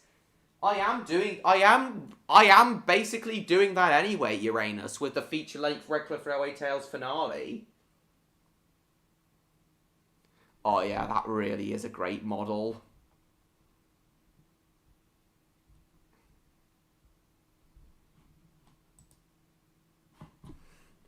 Oh, and the full-scale live-action sets as well. So good. Okay. Oh, that looks fantastic. That really looks fantastic.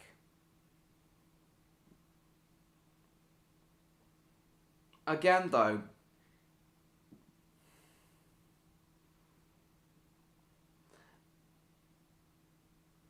though, like you said, Odd, Activision doesn't have to invest anywhere near as much money in Crash and Spyro. And because they have such big followings, they still make profit, albeit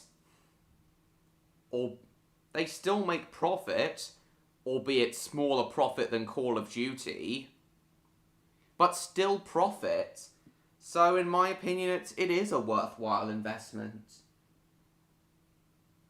But the sales are telling a different story. People play the games and they continue to do so.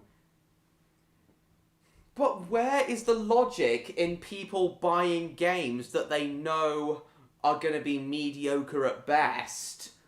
That they know they're going to find mediocre at best? Where is the logic in that? McTrain Lover 16s. Yeah, Mr. George, the feature-length finale will be the Redcliff Railway Tales movie.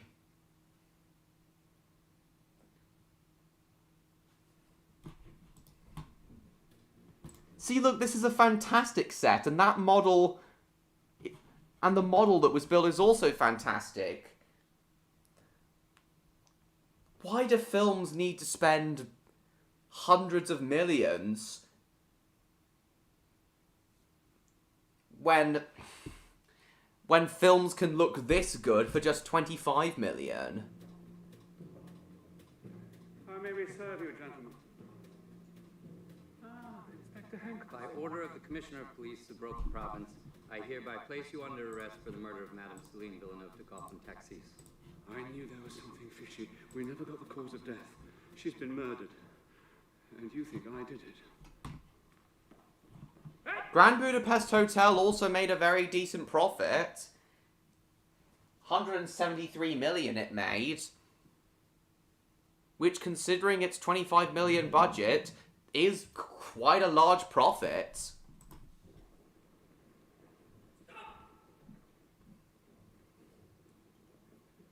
But why invest any money into something that'll earn a minuscule amount of money when they can invest all that money into a thing that'll make the 20 times the amount?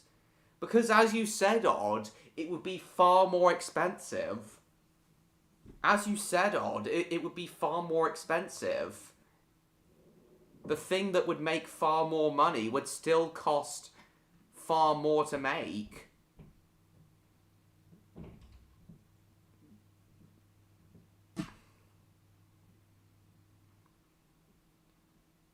Things with smaller budgets don't tend to make as much profit, but things with larger budget don't tend to make as much money, but things with larger budgets make more money. It's the same profit percentage, or same profit,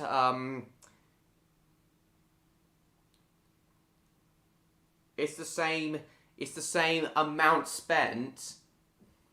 It's the same amount made divided by amount spent thing, whatever you call it.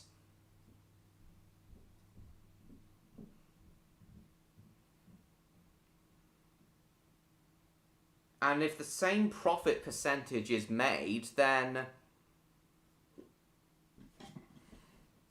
surely there's no harm in greenlighting smaller scale projects like Spyro 4. Oh yes, I was actually about to tell everyone about that. I was with Lily, she was doing stretches. Why did she need help doing stretches, Electro?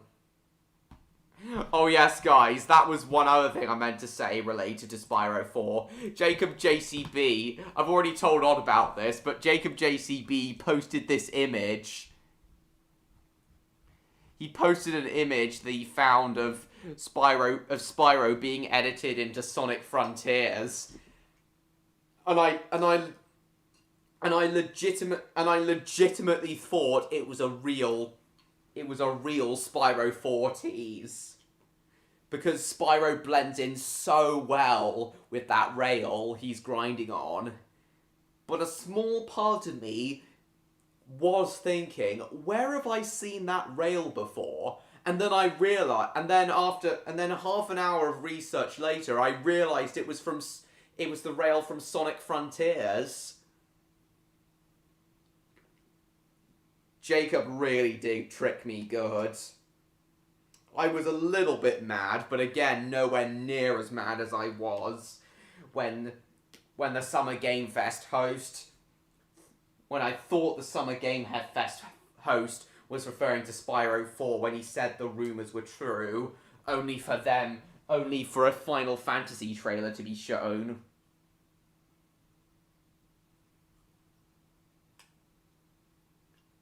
Is still way more than it costs. That much more than it costs. The profit percentage isn't the same. But it'll most likely be the end of the franchise. Now I've got to go call Heather. Okay then, Odd. Alright then. But be sure to tell me what you need to call her about when you get back.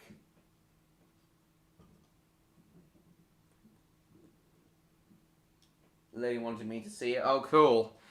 Well, anyway, Odd, we've just been Electro. We've just been talking about Spyro 4, and me and Odd have been having a bit of a debate on,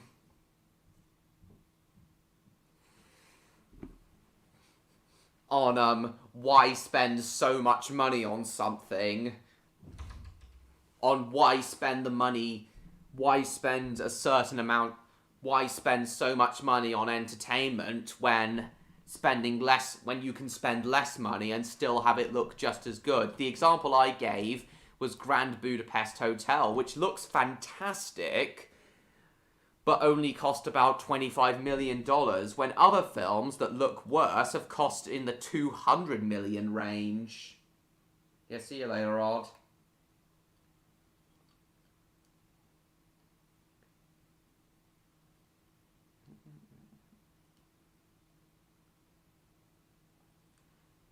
Can't be asked to really listen to business.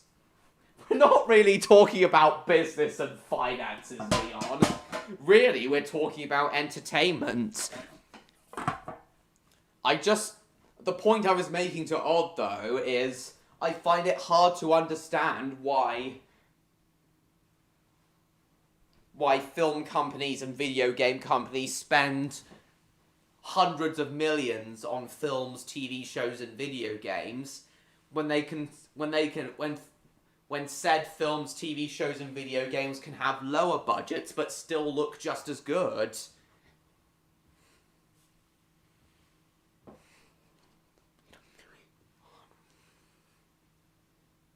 Favorite Disney and Pixar film? Not sure. Last film project with Mater and the Ghostlight. Interesting, Jacob. Was it 2008 Paul Newman died, or was it 2010? I can't remember. It was either. Either one of those.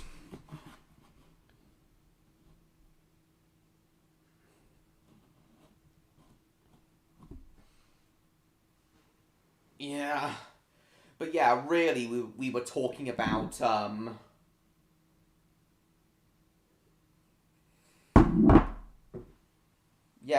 Yeah, we were we were talking about entertainment.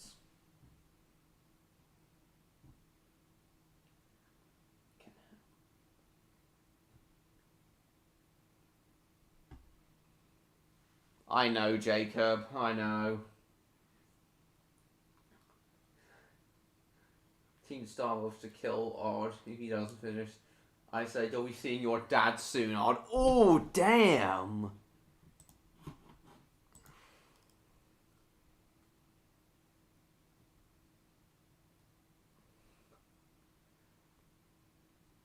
I knew Odd didn't have the best relationship with his dad, but I'm not 100% sure if it was because, his dad's dead. I don't really want to talk about hearsay with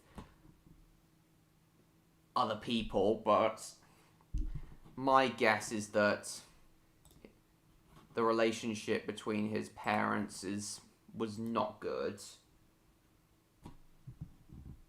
Oh God, Gary.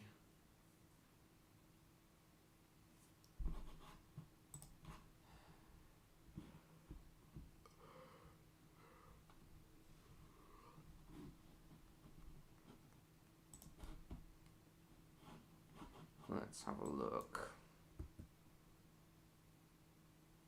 PSA. What PSA?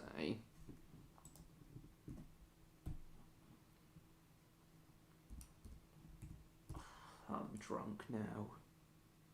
Oh, hello. Spyro and Crash Hot Wheels cars. Now that is very, very interesting indeed.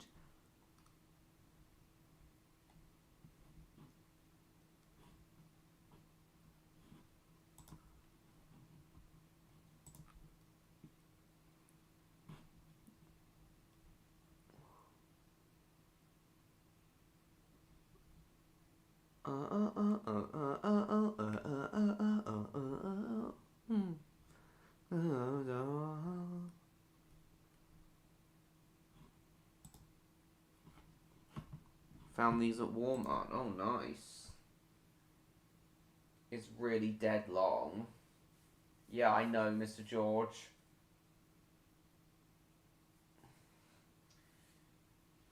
No, I feel... Avatar: The Way of Water did really well, didn't it?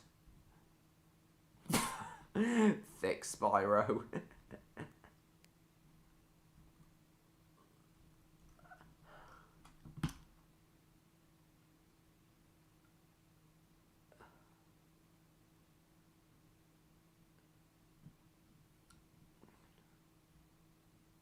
So, when's Spyro 4 releasing? How are you feeling about Crash Team Rumble so far? Yeah, I feel the same as this guy. I couldn't care less. I just want to see Spyro 4. For the love of God, I just want to see it.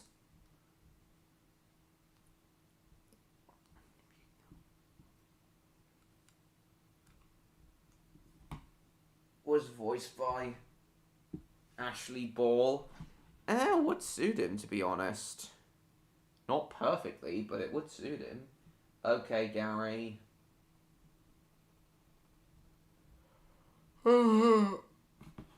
What?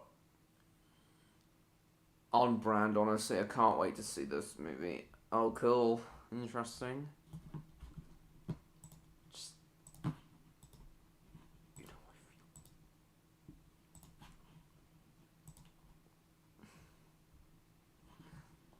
I check for news on Spyro 4 every single day now. I still haven't thought of doing a video. But remix into an Mario film, doing a US version. I could do a US version.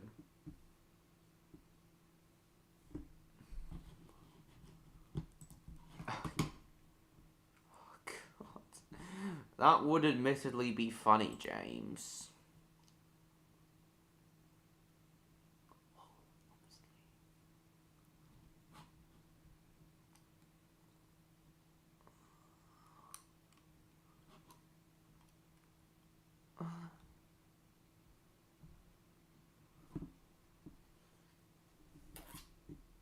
When will they get a trailer or release day out? Okay, Iceman. Honestly, George, an official confirmation it's in development would be good enough for me at this point. Not necessarily a trailer, just an official confirmation it's in development. 152 views now. Nice. Wonder where Victor's disappeared to.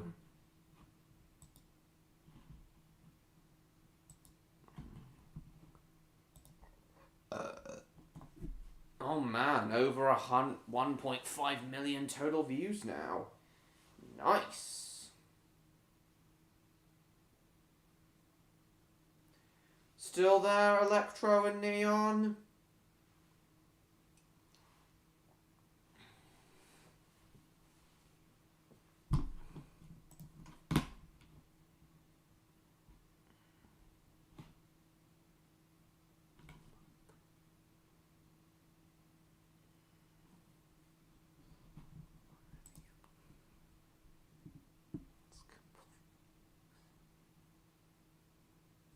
Wait a minute. Oh.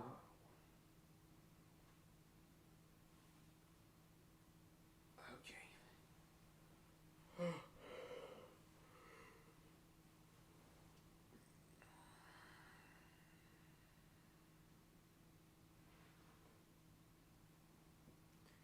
Still my voice.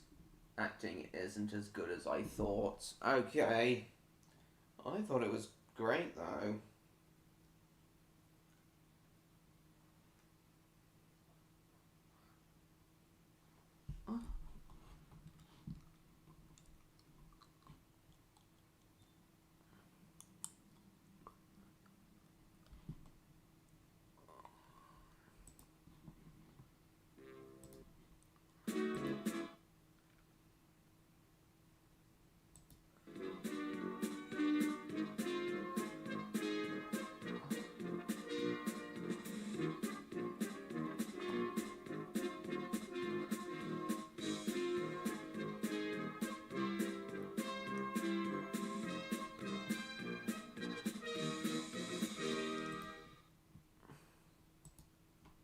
Dumb question, but are you gonna... I'm planning a face reveal when I hit 2,000 subscribers.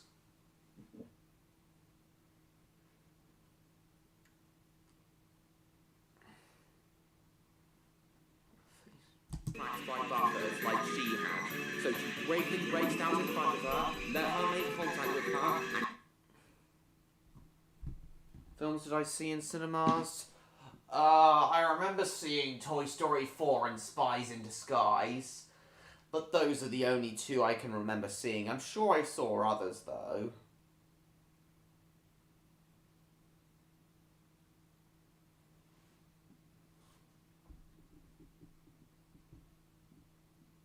Yeah, I know, Mr. Iceman. In fact, I can give an exact amount. Yeah, it doesn't matter, Stan. Honestly, it kind of fits Robert.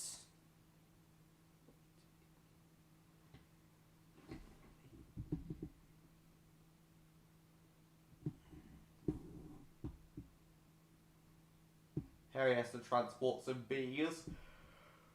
Oh, very interesting. Though it can't have the same plot as Buzz Buzz, though, as that'll just be blatant copying. Oh, nice, James. Wasn't that profitable from what I'm aware of, though.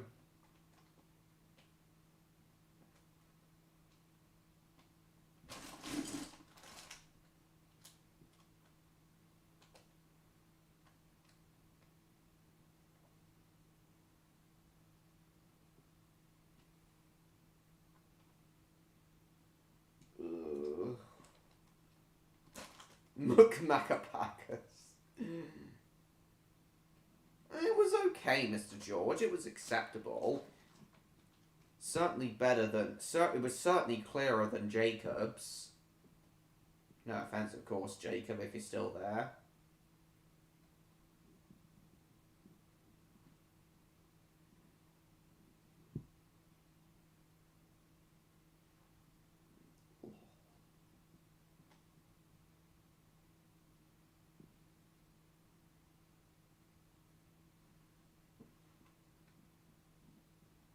Well, I guess so, Stan.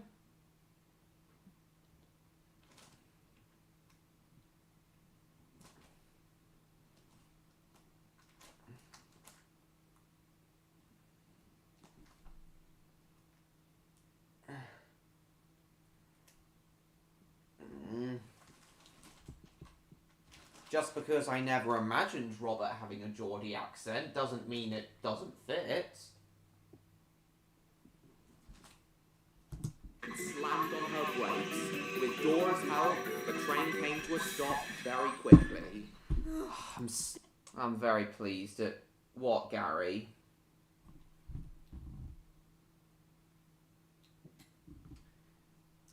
Because your name is in your username.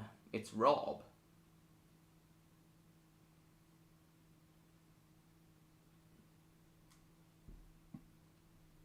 Okay. Cool, James. Oh, Jill and Jen. The female equivalents of Bill and Ben. Jacob JCB. Jacob. Let's see what my subscriber count's at now.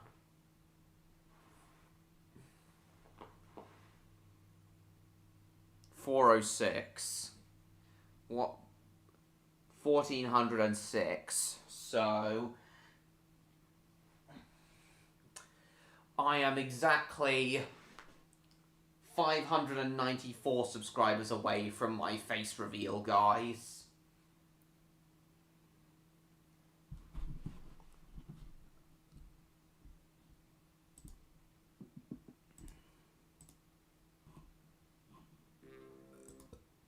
To carry this many... Oh yeah, guys, I posted some more clips from some last minute clips from my trip that I forgot to post, from my Phantasialand trip that I forgot to post yesterday.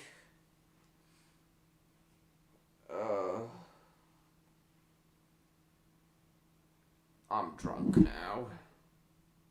Electro, Neon, you two still there? Still a lot to go. Yeah, I'm almost 3/4 of the way there, Stan. Not that big of a stretch. Cool, Electro.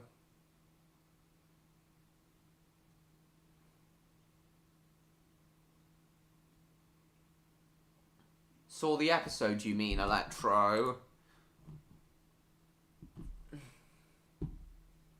Mufasa was voiced by James Earl Jones. I think I remember hearing that, Jacob. Not sure I totally remember, though.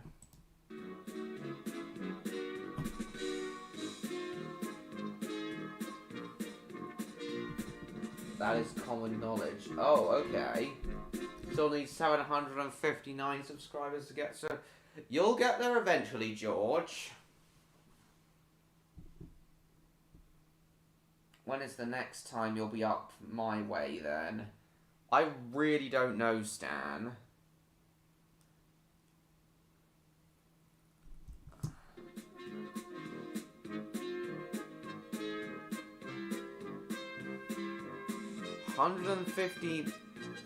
$156 views in 3 hours. Really not bad at all for a channel my size.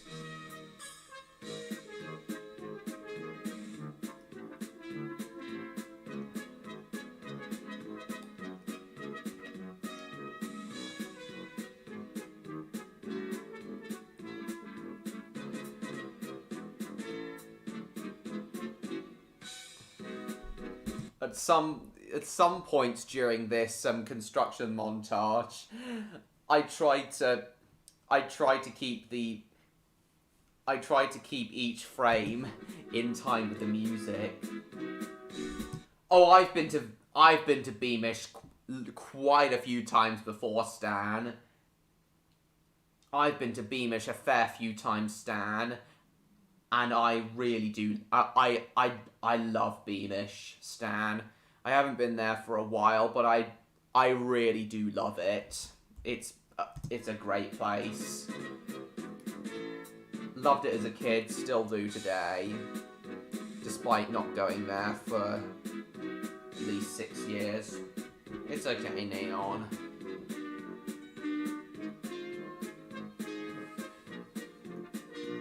More Redcliff Railway Tales at the moment. He sustained very big injuries. The doctors are running tests on him now. What tests? General knowledge. Funny joke. Must have been well over 100 times. Well over 100. Well, I certainly haven't been that many times, but I have been, and I have been a fair few times, and I do love it.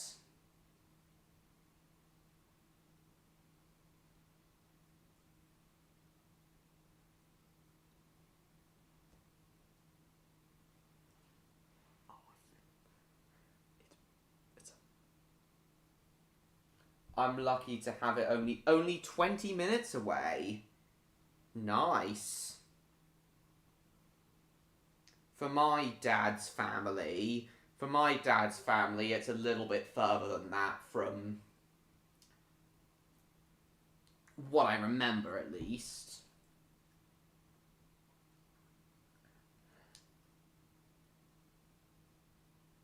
George is forced into working with the shifty marking, or else he'll have his bumper scraped off. Okay, cool.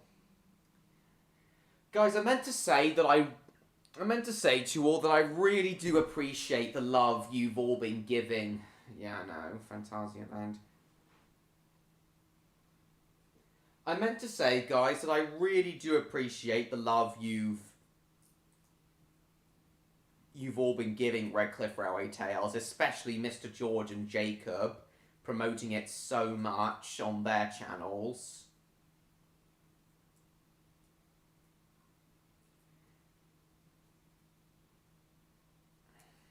When I started Redcliff Railway Tales, virtually nobody knew about it.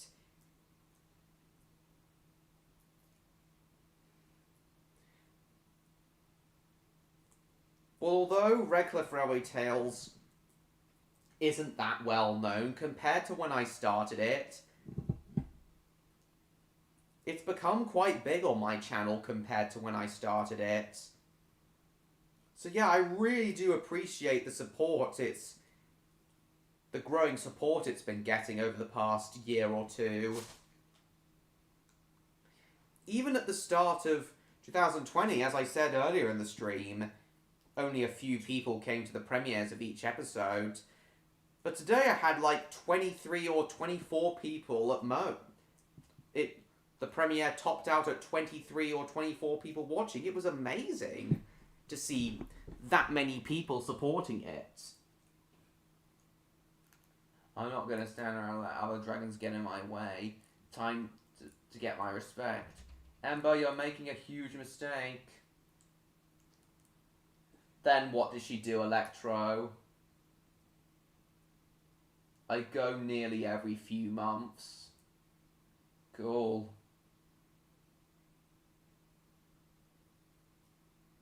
Got to give Jacob JCB a round of applause.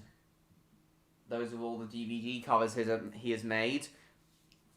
Not just the DVD covers though. All the fan art he's made of it as well. All the Redcliff Railway Tales fan art he's made as well. I wasn't expecting people to be making Redcliff Railway Tales fan art this soon, but Jacob is, and I'm flattered by it.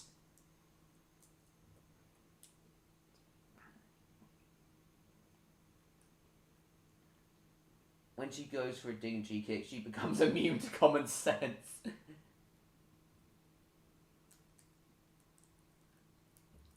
Maybe, James, but as I said, the remastered episodes are more likely to happen. Where he gets sunk despite me wanting this to be a kid's show. It can have dark moments, James. As he's probably dead. Well, according to Victor Tanzing's SCPs of Sodor series, his version of Johnny Cuba was killed after they accidentally gave him black water instead of green water. Of course not, Felix. I mean, I like In the Night Gone's fine to me. It's not one of my favourite shows, though. Since we came to watch it. Yeah, I like that too, Mr. George. You'd make a really good thumbnail editor. You've said before. It's been quite good, Stan. Perhaps I should get him to make custom thumbnails for all the episodes and put them on.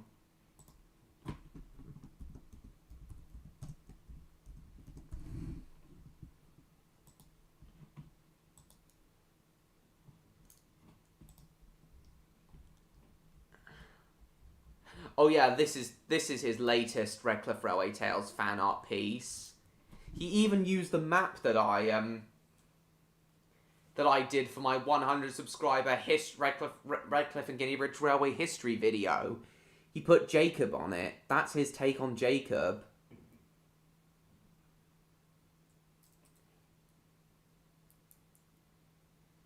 Is still in the authorities, in the custody of the authorities.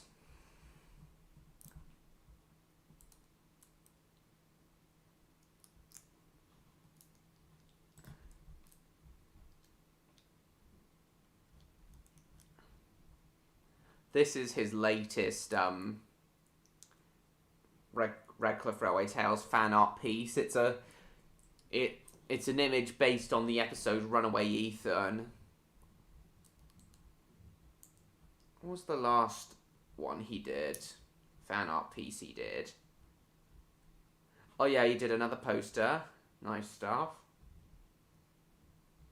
Oh wait, no, that's Mr. George's image. Nice.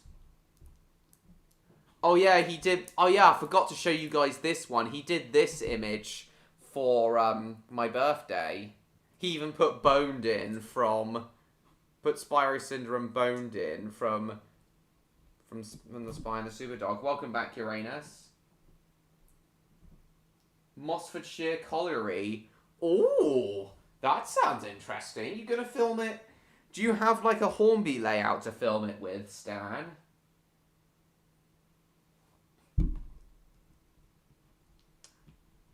That post is also cute.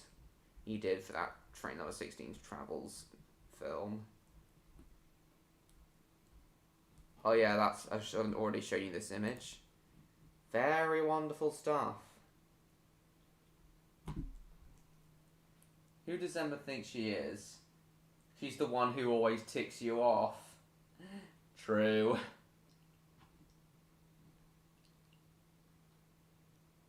Nah, Stan. I reckon both of yours were just as good.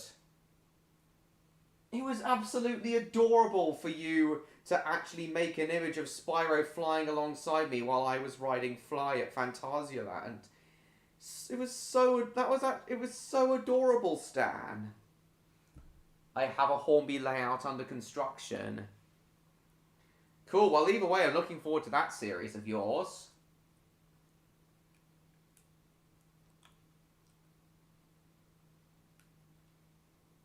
And a series and a train series set on an industrial railway instead of a proper passenger and freight carrying railway is something I don't often see. So that series should be very interesting to see, Stan.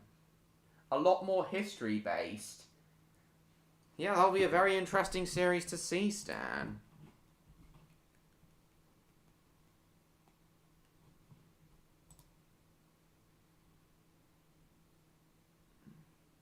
Hey, super British guy, welcome to the stream. Wonder when we're gonna see Odd return, and maybe Victor as well, or maybe Victor's fall. Oh.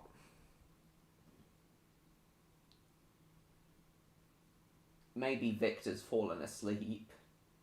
Okay, Stan.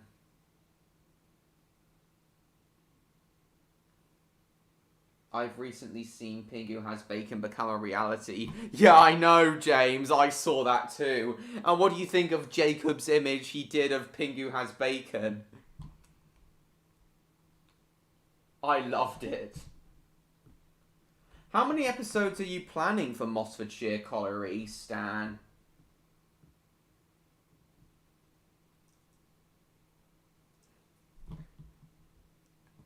How many episodes are you planning for season 1?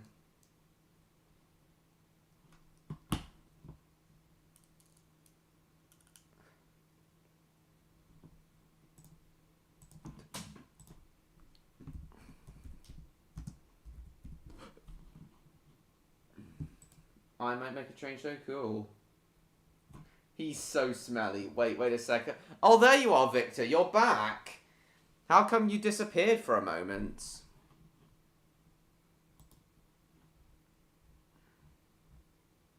Oh wait, Kevin Conroy voiced Batman in the animated series, I see. Victor's gone, Odd's gone off to call Heather, Victor. Hopefully he'll be back afterwards, though.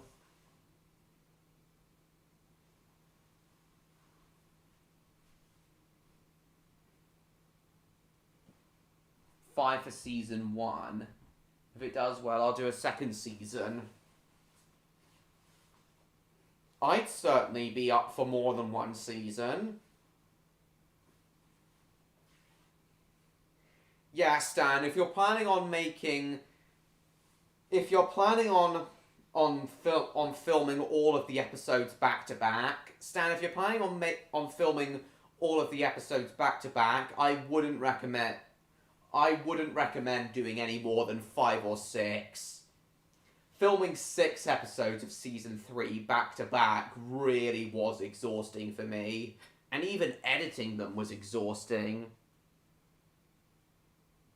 I'd be delighted to voice act in your series, Stan. Okay.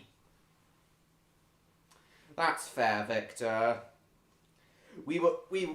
Me and Odd were talking about,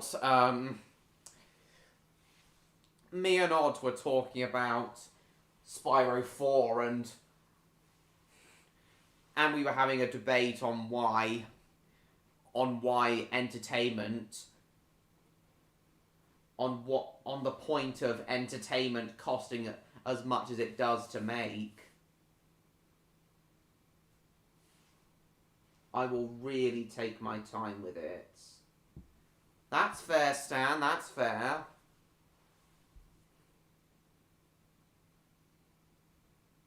Well, for me, I just wanted to film all 6 episodes of season 3 back to back, so that I could complete it as soon as possible so that I could finish the series as soon as possible and move on to my more professional projects.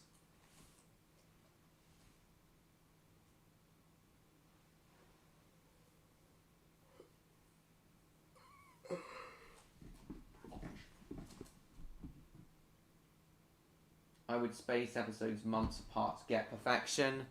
Oh, you're a perfectionist. You're a perfectionist, are you? And that mindset, always being a perfectionist, does have its good points and its bad points, to be fair, Stan. Stanley Kubrick may have been a perfectionist, but some people really were irritated by his filmmaking style, how he demanded so many takes.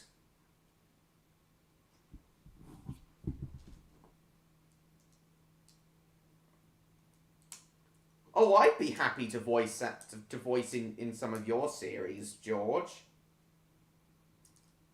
I don't know, Uranus. I'm most likely going to do it myself.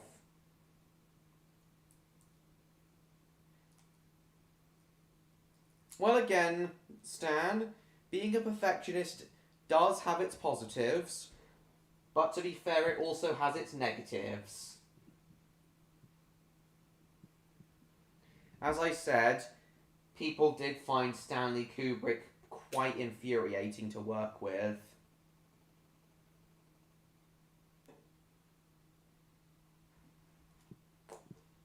But it's your series. You make it how you want to, Stan. Indeed, Jacob.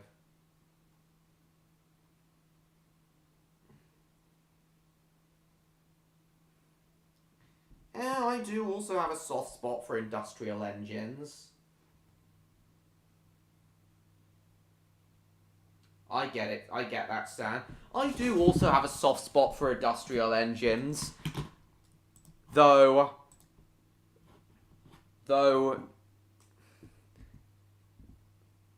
I will exercise my freedom of speech and say that austerity engines are probably some of my least favourite types of steam engines. They're far too common. They're too common they're too common, too small, and too bulky. They're too common, too basic looking, and too bulky for my liking.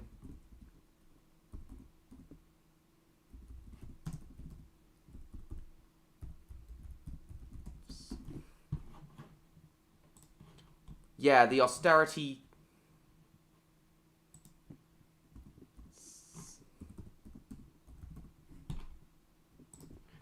There are other types of industrial locomotives I'm a fan of. But the austerities, I think, are some of my least favourite types. They're much too common.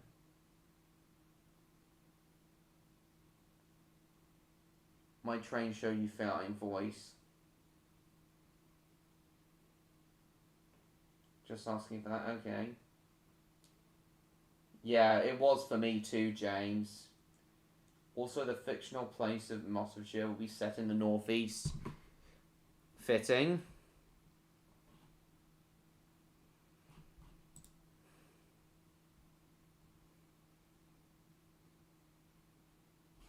Honestly, I prefer these 040 saddle tanks over the 060 austerities. Hi Martin, welcome to the stream. How was your dinner?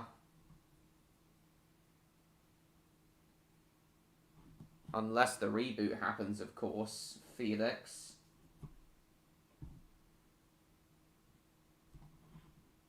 That may be true, Jacob, but again, they're just far too common for me.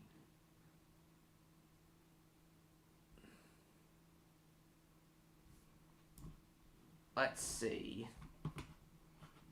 What other industrial steam locomotives?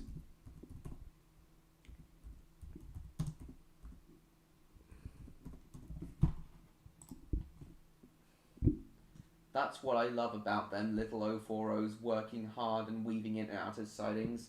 and heavy point work.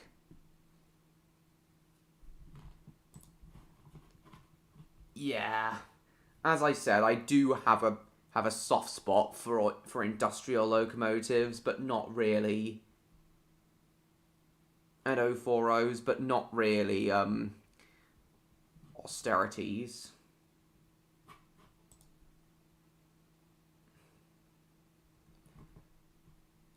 I will admit I am a fan of the Robert Stevenson and Hawthorne 060s. That they are more interesting looking than the austerities. Stan, if you have a model of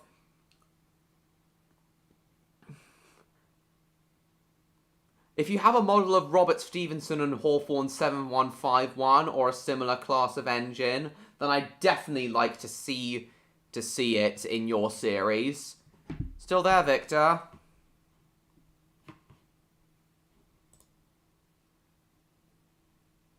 Also, Stan, I know you mainly want your series to be focused on industrial locomotives, but perhaps you could have one or two mainline steam locomotives as guest characters. Oh, you are still there. Has to be the Haydrock Foundry well tank. I'll need to remind myself what it looks like.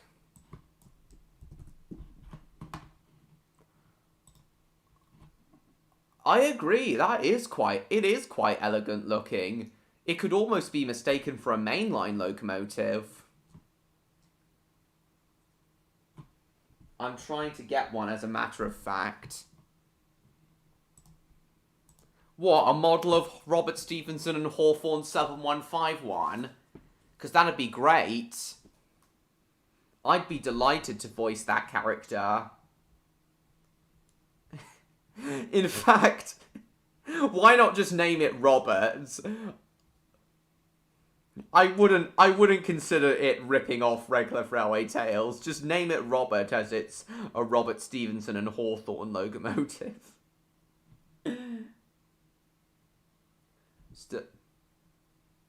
No, a Stirling single would be far too glamorous for an industrial railway. I was thinking more along the lines of a 3F Ginty Jacob as a guest character in Stan's series.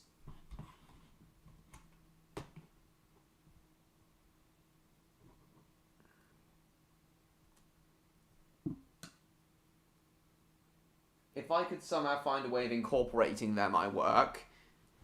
Maybe one of the engines, maybe one of the engines breaks down and a mainline tank engine has to be brought in.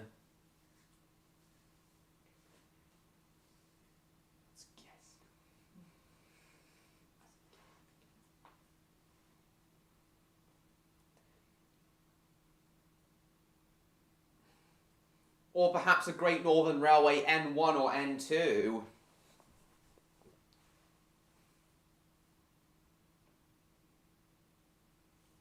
Great, Stan. And I wouldn't mind voicing it, voicing him.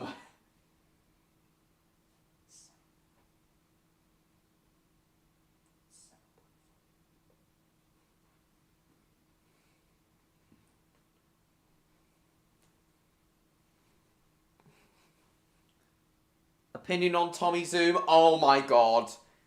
I adored Tommy Zoom as a kid. Watched it so much. I haven't seen it for years and years, though.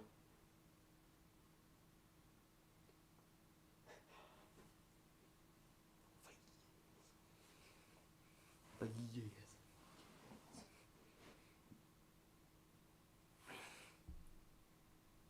You're welcome, Stan. Yeah, certain types of tank engines, I do have although I do...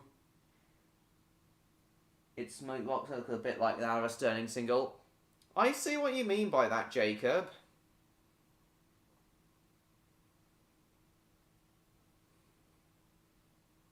It was my childhood, Davin. Yeah, mine too. Honestly, certain types of tank engines I do have a soft spot for. Although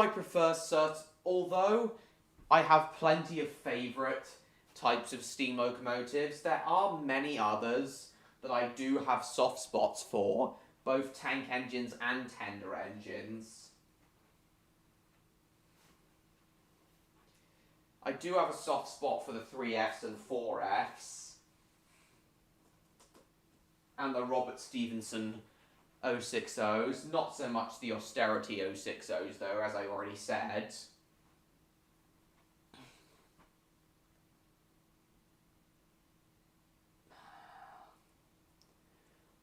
Oh, I reckon an E4 guest character would be a great fit for your series, Stan.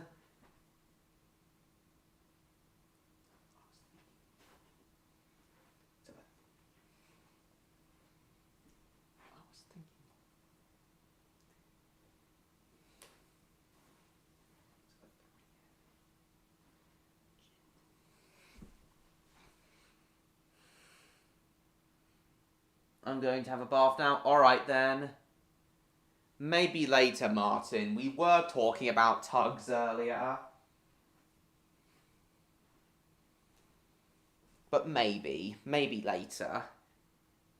Can't promise anything, though.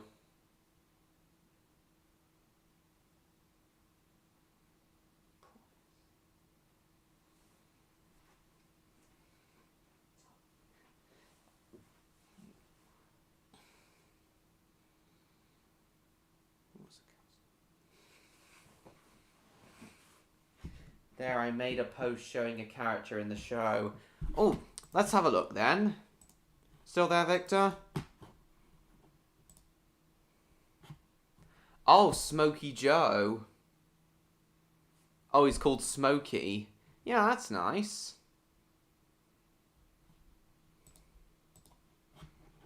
A very classic and well-known Hornby model. Nice stuff.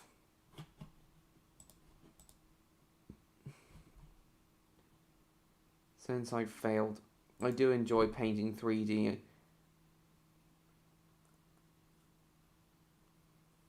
And a lot. One of my followers on a stream gave me an idea to commission to do art for you. Ooh.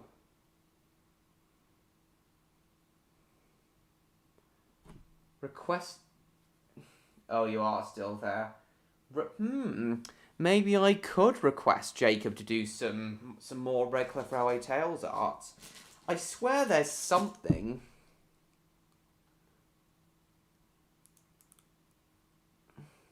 I swear there might be something he could do for me. I'd have to think about... Again, though, I'd have to think about it.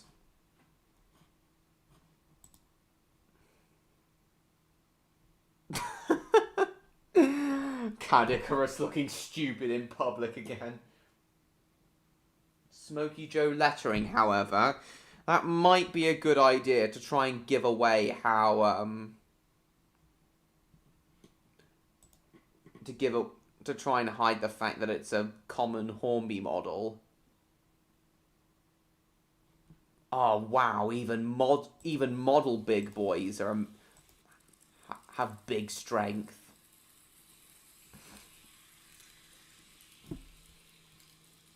Yeah, I get that, Stan.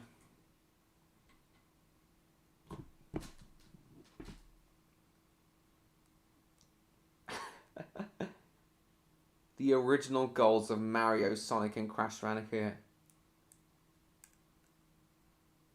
Fought a hypersentient mad scientist.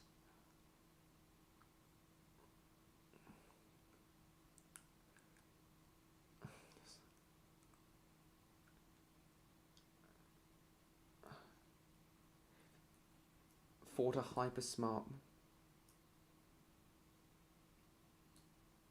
robotic. Got washed across 3 islands. Just so he could get some pussy. Crash Bandicoot did all that for pussy.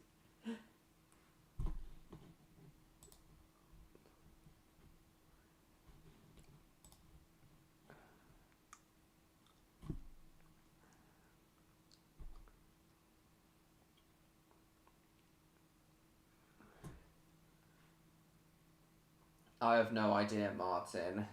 Whatever I can get my hands on.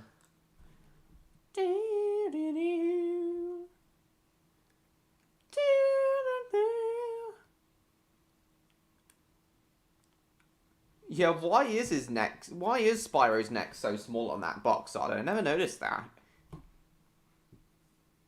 Customize and weather all my models as well. Good idea. That'll add realism. As I told you guys earlier, I deliberately didn't clean my models for this season.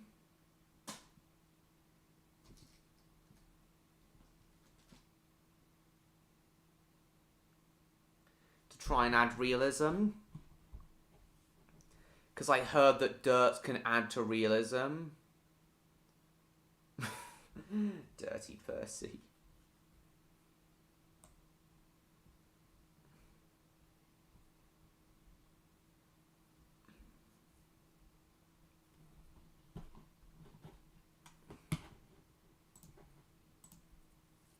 Dirty Percy. Ooh, that's a nice looking industrial engine. Very nice. Certainly much more unique looking than the austerities, with a slightly different tank shape. And outside cylinders instead of inside. Oh yeah, the fireless steam locomotives. I talked about these a few streams ago. Train of Thought uploaded a video about these recently. Oh yeah, Stan, you should definitely include a pair of engines similar to Bill and Ben.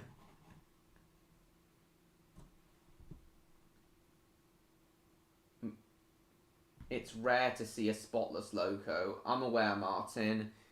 Indeed. Obviously, engines are often cleaned, but it's rare to see completely spotless engines.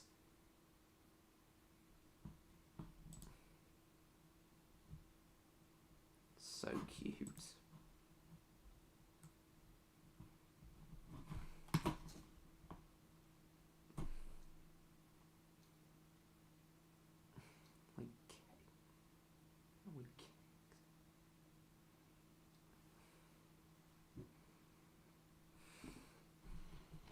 Yeah, the austerities are just the most boring tank engine design ever, in my opinion. Oh yeah, Stan, you definitely need a USA S140. Wait, are those S140s? You definitely need S140. Hang on. USA tank.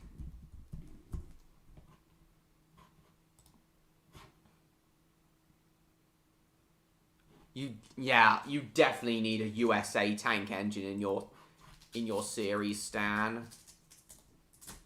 Scratch your bum. Take a look at the Bose Railway and you see what vibe I'm going for. I've heard of that railway. Oh, sorry, S100. That's what I meant. 2 diesel shunters like Bill and Ben. Cool. But as I said, you definitely need an S100 as well. You probably have no idea what me and Stan are talking about, Victor. All these different locomotive classes that I have no idea about. You have probably no idea exactly what type of train me and Stan are referring to, Victor. Same goes for Odds. And Kat if she were here. But anyway, as I was about to say, the austerities are, in my opinion, just the most boring looking tank engines ever, in my opinion. There are so many better looking tank engines out there. By comparison, the austerities are just boring. They're like kegs. They're like steam-powered kegs on... You literally never do understand what I'm talking about? Okay.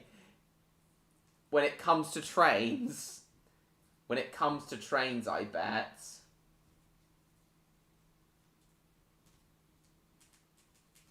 I like cheese. You never have any idea what I'm talking about when it comes to trains, do you, Victor? Make him the strong engine who encourages the others to work hard. Very nice. You wouldn't make him boastful and arrogant like Chuck from Budgie Little Helicopter, would you, Stan? Interesting.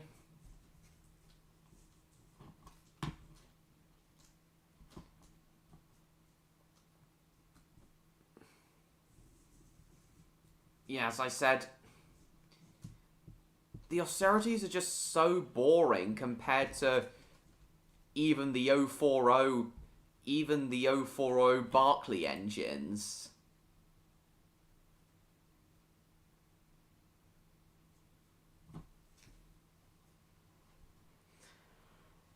Boring.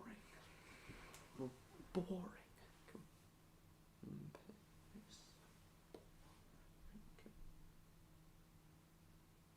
Oh, good.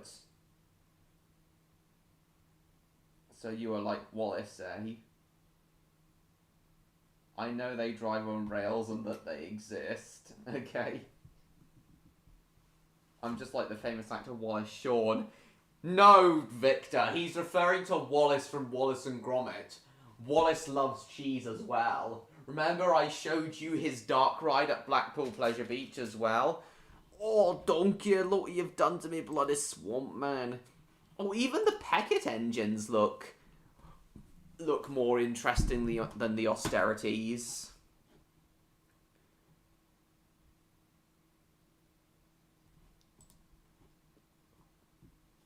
I think basically outside cylinder industrial engines look better than inside cylinder industrial engines to me. I don't know why. Outside cylinder industrial engines just do. In fact, outside cylinder engines I just prefer the look of outside cylinder locomotives, period. Never mind then. Thanks, Martin. Spider-Man Beyond the Spider-Verse. Oh, really?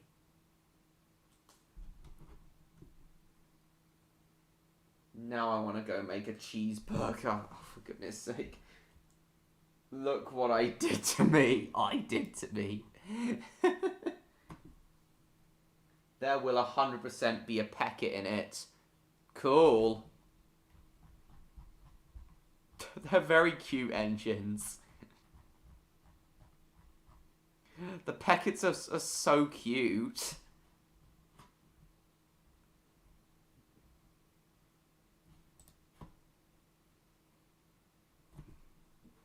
In fact, is this the very Peckett model you're going to have, Stan?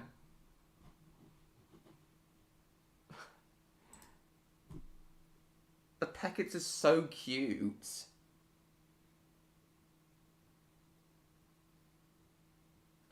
Honestly, I'd take any other industrial engine over an austerity any day. Alice in Burgerland.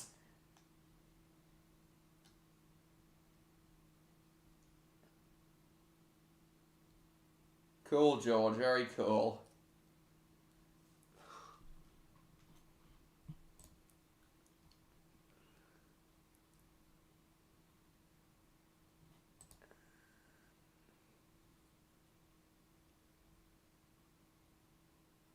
What the hell's an odor blocker, Gary?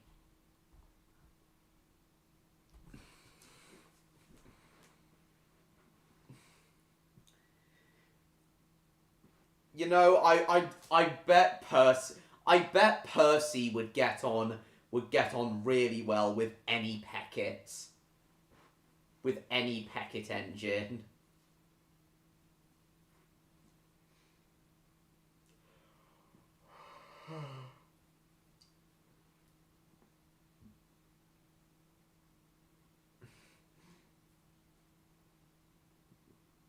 I can 100% see Percy being friends with a Peckett.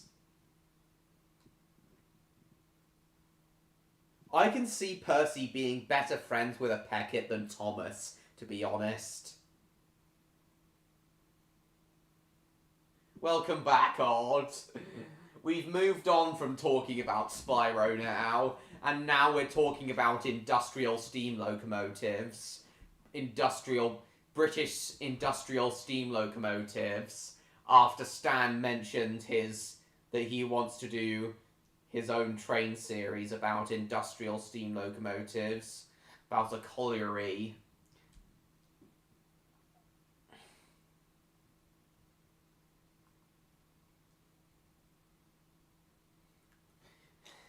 And now I'm talking about how I have a soft spot for industrial steam locomotives.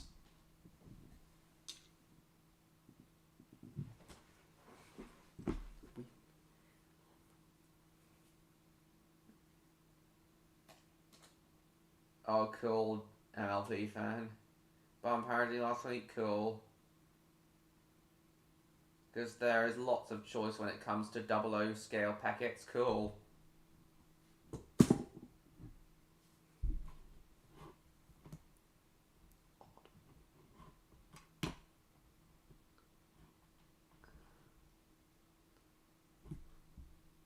How do you feel about Andrew Barclay 040s?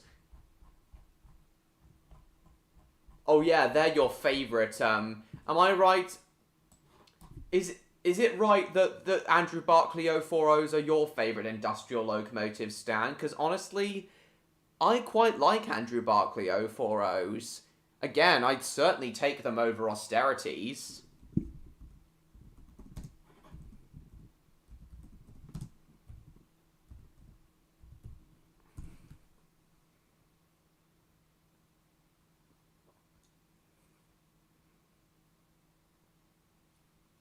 Even the Andrew Barclays are more interesting, are more interesting looking than the austerities. Literally any other industrial steam locomotive looks more interesting than an austerity.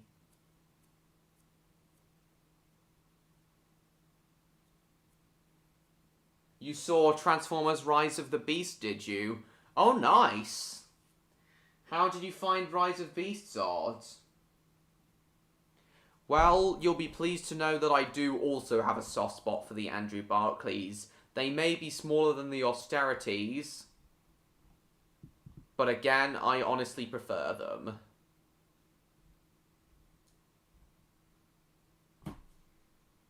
What's your bad news, Davin? I predicted that, Stan, given how much you love these engines. And I bet said Andrew Barclay will be the main character. Or at least that show's equivalent, or at least your show's equivalent of Thomas.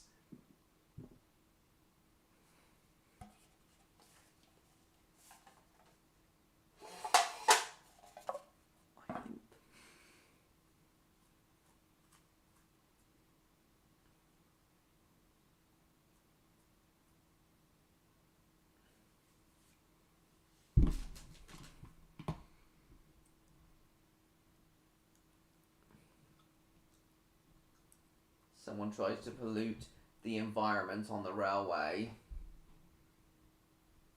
Alright then. Barclays Premier League. Aye. It's because we've been talking about Andrew Barclay locomotives. And he'll be called Andrew, of course.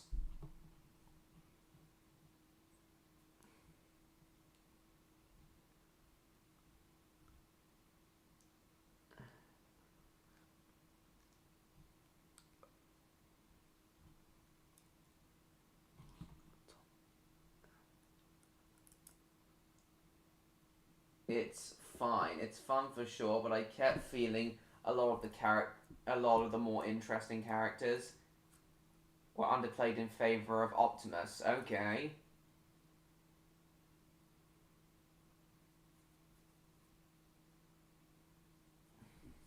You certainly feel it. I thought it was one of your most anticipated films of this year, Odds.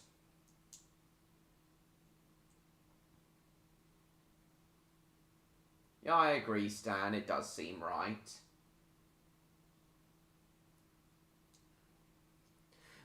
You certainly prefer Rise of Beasts over the Michael Bay Transformers films, don't you, Odds? I know how much of a not Michael Bay fan you are. I know you weren't a fan of the Michael Bay Transformers films, even though I quite liked the first one.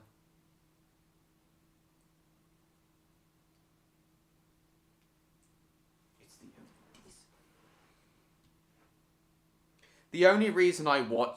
I've said this before, guys, but the only reason I watched Transformers 1 is because I do feel that Michael Bay is kind of overhated.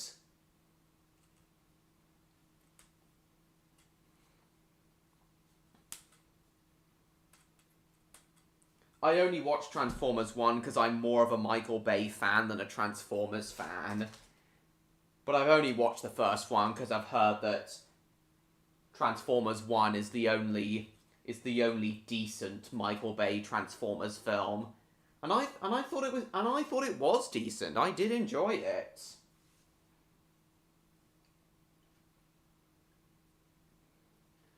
It's still more likable and enjoyable than Transformers 1 to 5? For real, I could walk on set, stick a harmonica up my ass, toot as hard as I can, and tell the crew to interpret it as directions, and it'd still turn out better than Transformers 1 to 5.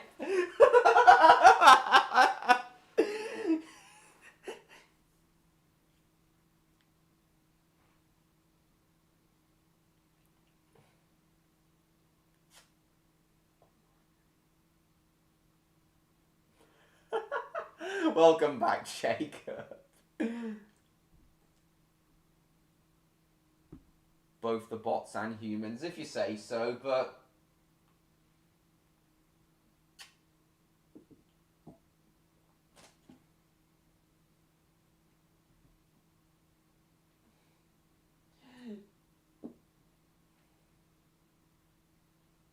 But I think I remember you saying it was...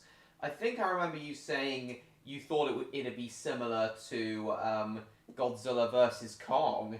And I know you really liked Godzilla vs. Kong, so... How come you didn't like Rise of Beasts as much as Godzilla vs. Kong? Yeah, I understand your point, Odds. What was Bumblebee's Rotten Tomatoes score? 91%? I thought it was like 79. Oh, the audience score for Bumblebee is lower than the Rise of Beast audience score. Yeah, we are, Jacob. It's fine. Could be far worse. Yes! I know you really don't like the Michael Bay Transformers films. I remember you saying that.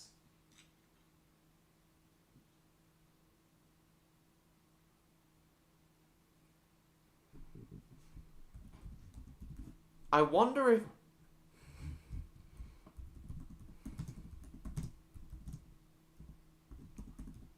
I personally just hope that Rise of Beasts uses the same filmmaking style as the other Transformers films.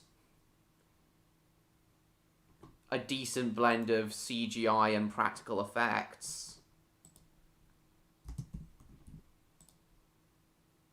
This is the police. Pull over now.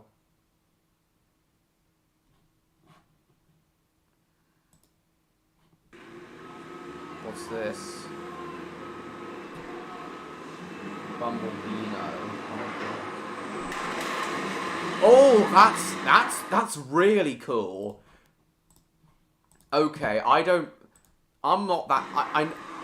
I may not be that big of a Transformers fan and have only seen the first Michael Bay film, but honestly, I do appreciate the fact that they do combine a decent amount, that the Transformers live-action films do combine a decent amount of practical effects as well as CGI. That stunt there is fantastic. Ooh. And I like how when the Transformers are in their vehicle forms, said vehicles are also practical instead of CG.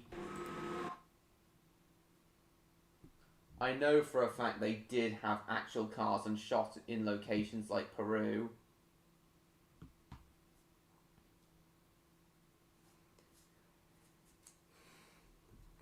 From what I saw in the first Michael Bay film, I'd say the practical to CG ratio is exactly 50-50 based on what I remember seeing from Transformers 1. We had a few, but very early on, Martin. We haven't had any for a couple hours, Martin. I'd say they're similar. I just love Godzilla vs. Kong more and a bit more forgiving of them. Yeah, that's understandable.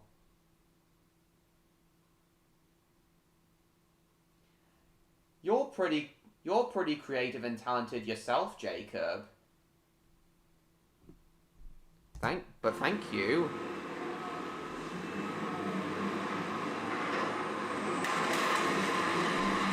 Yeah. A fully in-camera stunt that was. And they didn't even use any green screen. And I can't see any green screen around here whatsoever. That stunt was 100% in camera. But never offensively stupid. Isn't dumb, but just uneven and could have done with a rewind too. I get that.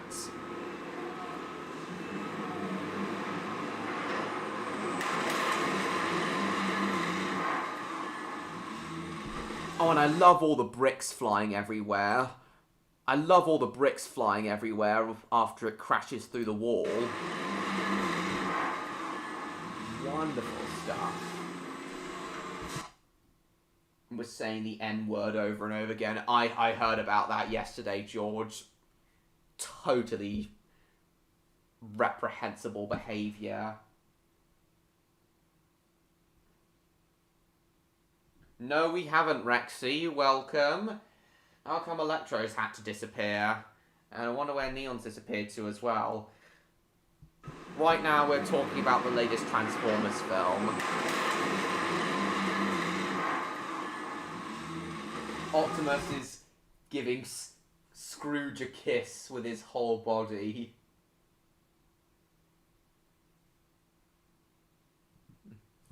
Nah, I don't believe that, Odd. What's actually happening? Transformers Rise of the Beast releases into theaters on June 9th of this year, and with the anticipation of this new film, we're going to be showing you all of the behind-the-scenes moments, so let's go ahead and jump right into it. Well, that's nice.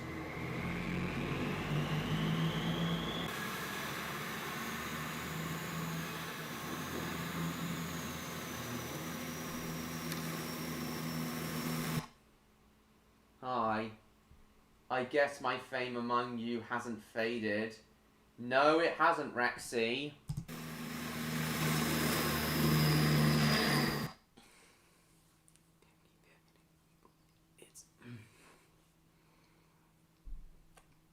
Yeah, as you said, Odd, Transformers Rise of Beasts might use extensive CGI, but at least it does still use practical effects wherever it can. Why did they have to put up green screens along this road, along this bridge? Why couldn't they have just used the backdrop of what's behind them? Would it have killed them to use the backdrop of what's behind them? But before we get into more of these moments, some trivia for you. What year did the original Transformers film release? 2007, I'm Leave your aware. answers. It was in... I'm so pleased everyone enjoyed it as much as they did. Nah, they're chasing the Terracons. This is during the fight in Peru.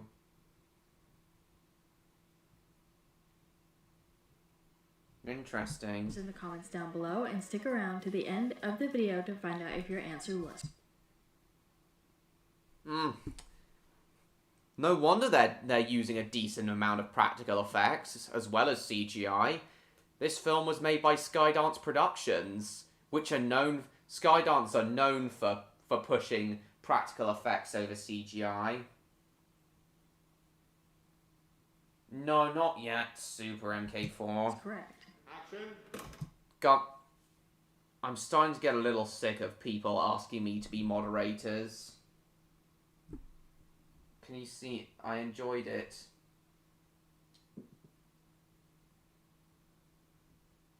Yes, I can.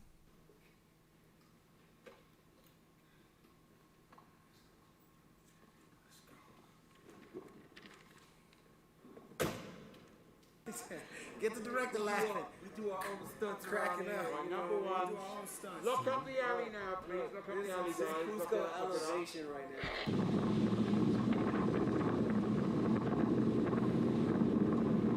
Well, at least they're not going all out green screen.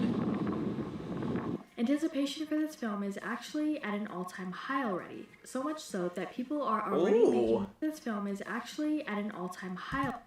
Now, I will admit that is a pretty smooth CG effect there. That is a pretty smooth CG transformation effect.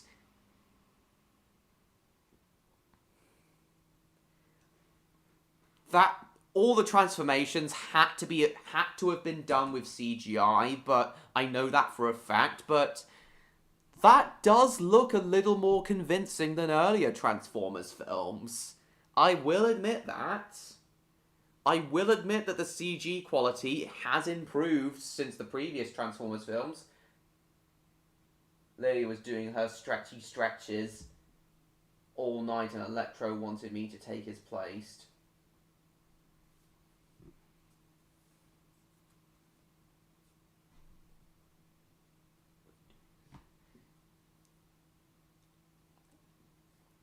So does Lily want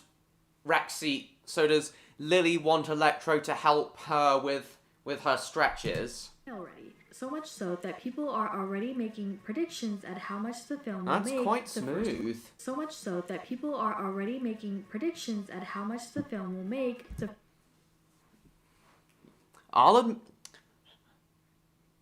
Fair play to the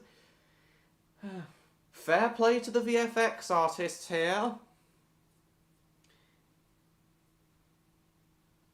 That CGI does look better than previous Transformers films.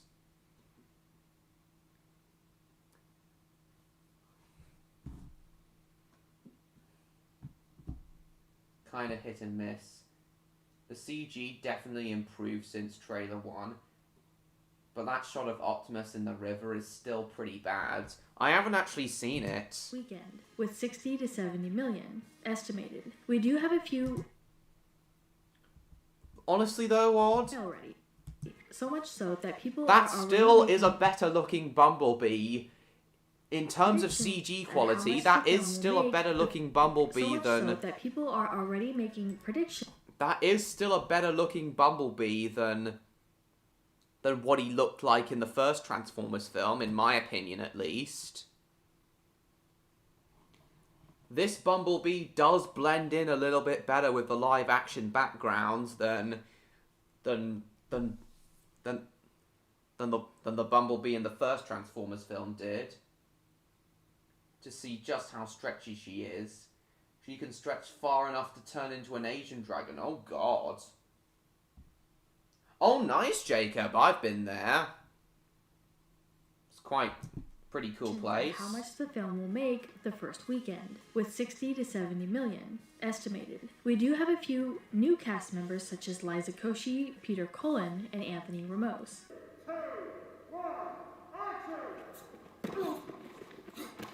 Very nice stuff. Peter Cullen, and Anthony. We do have a few new cast members such as Liza. Is that close-up of...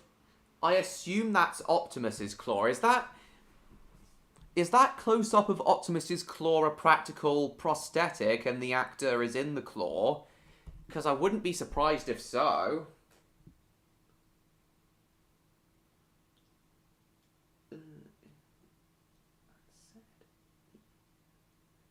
Gary, did you not hear what I just said about me getting a little tired of everyone asking to be moderators? The action overall is shot much better and much clearer than in the Bay films, but does a lot of these quick cuts. Bay does a lot of these quick cuts, but doesn't keep things consistent from shot to shot, making it difficult to keep up. Yeah, with the action scenes in my films, I am gonna do a lot of the... Welcome back, Neon. With the action scenes in my films, I am going to do quite a lot of the quick cutting, but I am going to try and keep it consistent from scene to scene. That's CG 100%. It's easier to fake a shot like that than the full body stuff.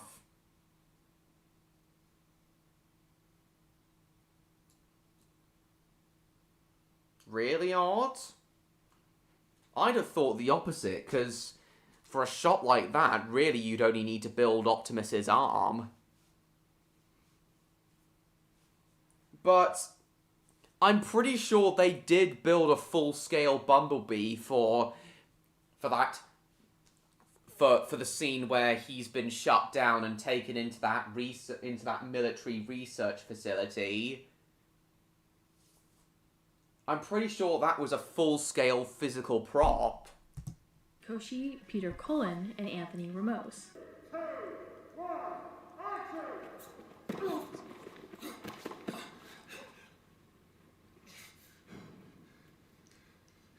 I do admire that.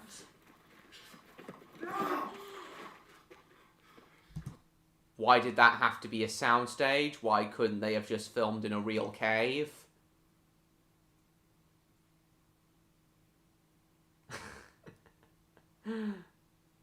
I will admit, I am a little bit snobby on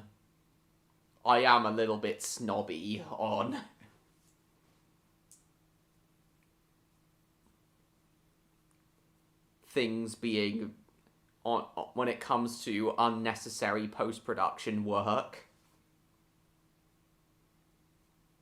Yeah, but that one doesn't have to walk or stand.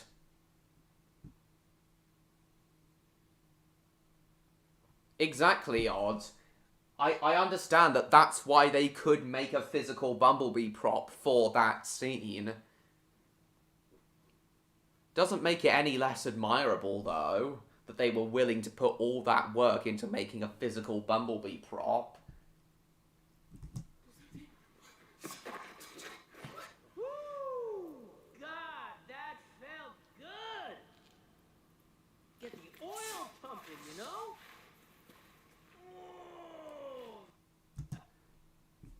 I assume that they're playing pre-recorded voice actor dialogue on set to try and enable the physical actors to react more. That one doesn't. I can't tell you how old it gets. It means to be honest, Gary. You know? I've been cooped up forever. I can't tell you how old it gets. We actually did get to see a glimpse of the behind the scenes of meeting the characters and hearing from the cast when they had to do their voice work. The story takes place in the 90s, and so we worked really hard to capture that era. Everything from the type of music we're playing, the clothes that Noah and Elena are wearing. And when it came to casting, Anthony Ramos and Dominique Fishback are both from Brooklyn. They brought their own authentic Brooklynite attitude that just really pops on screen.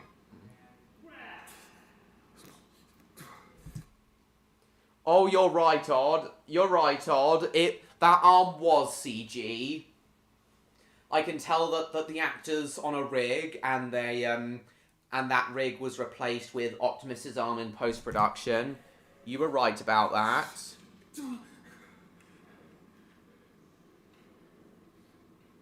Who are you?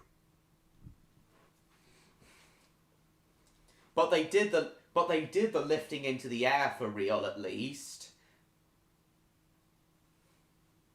See, the Transformers films may have a lot of CGI in them, but they do combine it with practical effects as well. That I do admire that about the Transformers films. Most of their stories may not be great, but from a filmmaking point of view, I like them. I like what they're able to do. I'm nobody. What they do in camera. I mean, I'm not even seeing anything right now. The film will incorporate themes and characters from the 1996 TV series Beast Wars Transformers, which made the movie's lead, Anthony Ramos, all the more excited. Still there, Rexy? Oh, that is an admittedly cool truck. An amazing sound that is. Oh, and I'm sure your mum adores sounds like that. Oh, and I'm sure your mum adores sounds like this.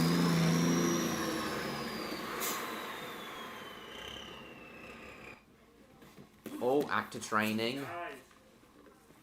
Really cool.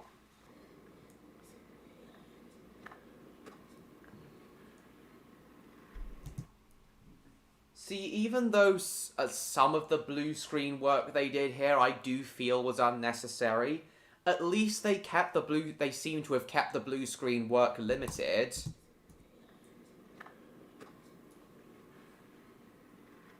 Okay. Cause I do believe he would check, like, you know, regardless if he takes them out, it's still like, you know what I mean? Yeah, but that's about like, that's about care about you. Yeah. So if that happens, you catch. Beast Wars was my joint. That was. Are you still there, Victor? Beast Wars was my joint. That was the one for me. I was in front of the TV every week watching Beast Wars. I just don't really care what kind of effects they use. I care that it's filmed, edited, directed, and written well. Something none of the Bayformers will.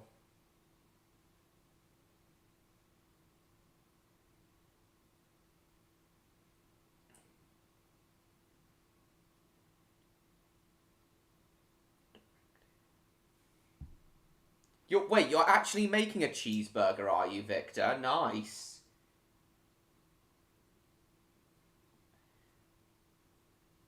Edited, directed, and written well.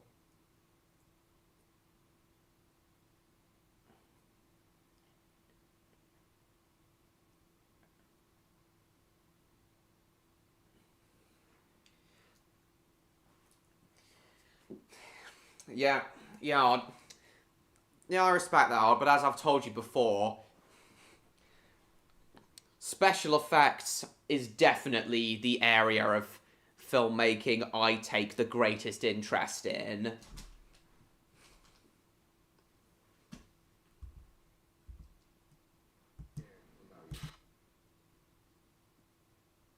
Isn't perfect or really great. It does all those 4 things better. You've already said that. Really, Victor? At 11 o'clock at night? At almost 11 o'clock at night in your country? Beast Wars was my joint. That was the one for me. I was in front of the TV every week watching Beast Wars, Ramos said during a virtual press conference. So when I read the script, I saw we were going to have them in the movie. I was really excited. What's this?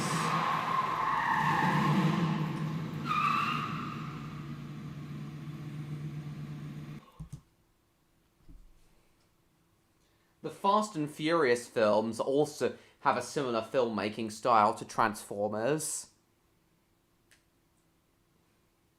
In the latest Fast and Furious film, they actually built a proper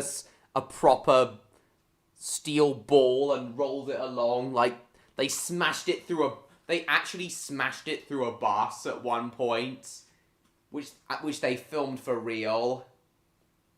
And the only digital effects work in that scene was the wires they used to control the ball were removed later on. I have also been watching... I have also been watching some behind the scenes of Fast and Furious 10, and it's also amazing what they did there.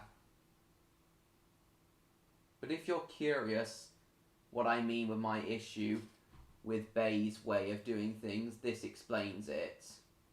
I know, Odd, I know. But if you're curious what I mean with my issue with Bay's way of doing things, okay, Odd, I'll check that out. I am interested. It's back to the same Why is it so hard to remember? frame. Visual contrast can be of tone, of hue, of movement, but in editing, when the focus falls in the same place from shot to shot, that is called affinity of continuum of movement. Have I seen you before?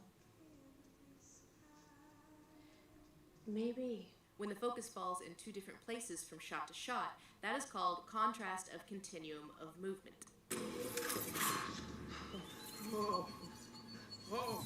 You may have heard of the centering technique used in Mad Max Fury Road.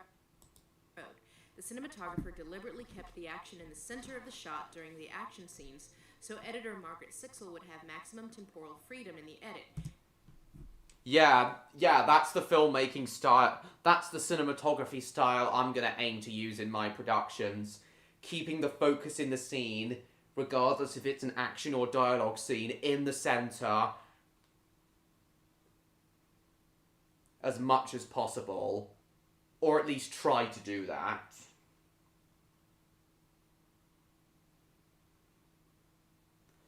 It's a very similar method to what Stanley Kubrick used. The action scenes, so editor Margaret Sixel would have maximum temporal freedom in the edit, meaning she could make the shots go for as long or as short as she desired. And she had that freedom because the focus is always in the same place from shot to shot, the center of the frame. This is a good example of affinity of continuum of movement. The continuum of movement in Transformers action scenes kind of goes back and forth. Sometimes there is excellent affinity of continuum of movement, and sometimes there is a lot of contrast. Okay, I understand That this. is not to say that contrast of continuum of movement in action scenes is always a bad thing when it is used deliberately. There is a scene in Batman Begins where the Batman uses Scarecrow's scare tactics against him, and it's really hard to follow what's going on in the scene. This scene is meant to be intentionally disorienting, to give some menace to Batman, as we see him from the point of view of the criminal. But it is important to note also that this is not consistent with the rest of the visual style of the film. This style of editing is used very rarely, therefore it is memorable when it does happen. Most of the film is shot very traditionally, so when you do have a scene that deliberately uses a lot of contrast of continuum of movement, not only does the audience remember the scene, the intended effect helps the audience remember the scene, rather than diminishes your ability to do so. Here's an example of rapid-fire cutting and contrast of continuum of movement to create a desired effect. In the Transformers movies, especially the later ones, there is little focus of where the eye is supposed to be, especially when the robots are on screen. So when you combine visually confusing character design, no clear focus in the frame, the rapid-fire nature of the cutting, and contrast of continuum of movement, eventually your brain is just going to kind of tune out and sit back and enjoy the spectacle. It's like a fireworks show. You're only half paying attention to because you're looking at your phone. And that is what some people are here for. That is what a lot of people... Yeah, okay. I found this interesting too, to be fair, Odds. I'll definitely bear this in mind for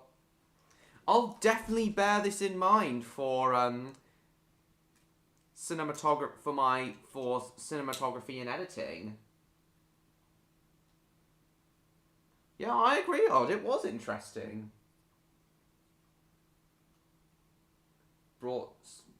Brought down to simple stuff my small brain can understand. Very insightful, Odds. As I said, I'll definitely bear this in mind when thinking about how to shoot and edit my more professional film projects film and TV projects. Visual language makes no distinction between what is important and what isn't. And Uncle Griffin and Algebra Fever today. What? What are you talking about, Gary? My boy, lamb casserole is for dinner. You still there, Stan? What about Rexy and Neon? Are they still there?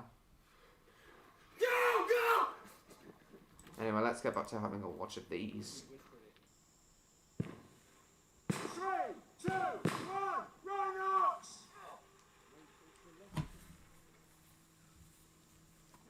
And even with as many films as there have been with this franchise, 7 total, I already answered your question. Your brain isn't small, just smooth it's as... no surprise that more have already been announced. Paramount has already confirmed that Transformers 8 is in the works as part of a new trilogy that Transformers Rise of the Beasts will kick off. Oh god. More Transformers films? Are you kidding? Why are they making more? I'm pretty sure even though Transformers The Last Night made $605 million worldwide, somehow it was still a box office bomb, and I don't really understand. I don't really understand why. More have already been announced. Paramount has already confirmed that Transformers 8 is that more as many films. And even with as many films as there have been with this franchise, 7 total, it's no surprise that more have already been announced. Paramount has already confirmed that Transformers 8 is in the works as part of a new trilogy that Transformers Rise of the Beasts. I mean, if this one makes money and gets decent reviews, okay.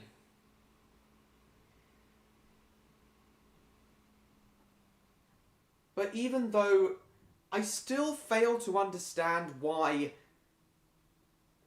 The Last Night was still considered a box office bomb, even though it made more than double its budget. Will kick off. I just found out that Praying Eddie's for a real what? almost died like 6 times. Respect the commitment, I guess.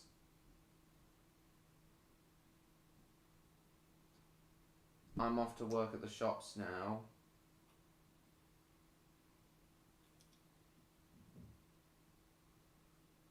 Bye, Rob. Thanks for coming.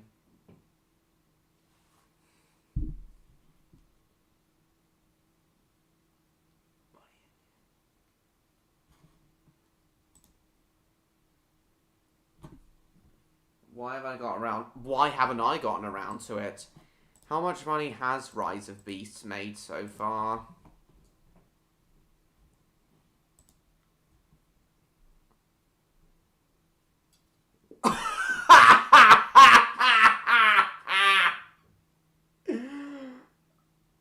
Odd, I know you implied it hadn't made that much money, but...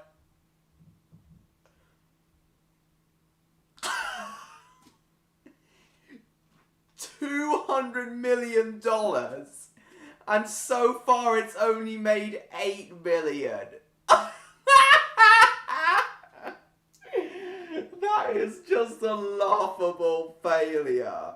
I honestly thought it would make far more, but I honestly thought it would. I genuinely thought it would be financially successful, but 8.8 million on a 200 million budget. Granted, this is only the first day and only the US sales, but it's still quite bad. It's still underwhelming.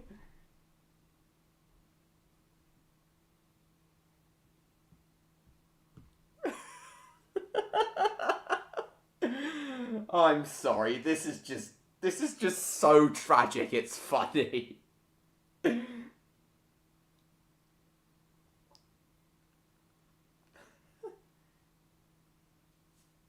$3 at KFC treatment. Why'd they even write this up when the opening weekend isn't done? I don't know, God.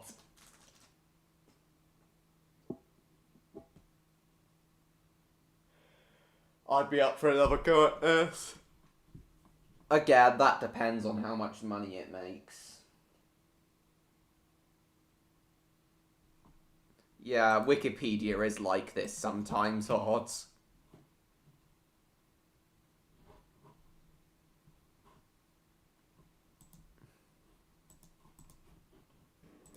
Stupid question. Stupid question.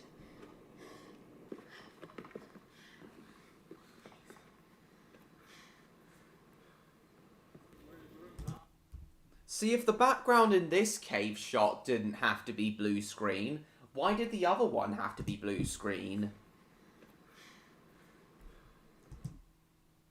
This is one of the biggest things I don't understand about the film industry. As I've told you before, guys, unnecessary use of blue screen.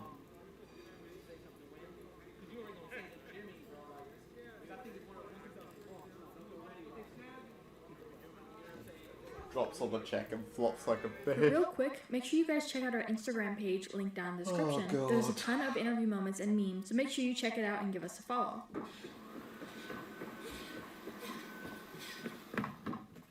Jokes aside, opening weekend is probably going to be like $50-60 million. After that, it'll come down to XX. $50-60 million opening weekend in the US ain't bad for a 200 million film. And have stupidly weird legs despite only having 60 million over and end up with 500 million. But real quick, That make would sure you be guys check out our interesting. Instagram page, linked down in the description. There's a ton of interview moments and memes, so make sure you check it out and give us a follow. Okay, that use of blue screen I feel is necessary because something like this appears to be the interior of a spaceship. I could be wrong, but this appears to be the interior of a spaceship, which isn't really a filmable location, and if they don't have the budget to build a full set, then blue screen would be necessary, I guess. But if they can film in a physical, easily accessible location like a cave without using blue screen, then they should.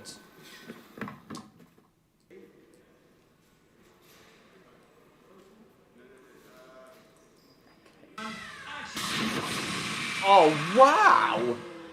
Firing a car off an air cannon and flipping it over 3 or 4 times. Very impressive stuff. Details of...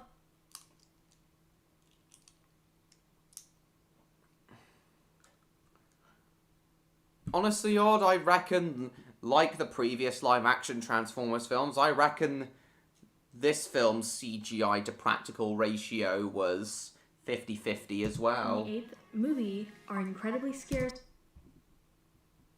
This near a fiery active lava pit, which isn't a filmable location either. What, the cave? Or the black area? That actress, It is not we confirmed saw if that actress Stephen in. Capel Jr. are incredibly... Details on the 8th movie are incredibly scarce at the moment. It is not confirmed if Stephen Capel Jr. will return to direct the film. A Dutton Road Rail Tractor? I don't know. Scarce at the moment. It is... Is that Fergus's locomotive class? Is that Details on the 8th is that movie Fergus's are basis? incredibly scarce at the moment. It is not... With the spaceship looking place. Oh, okay. A fiery active lava pit. Yeah, that is true, Odd.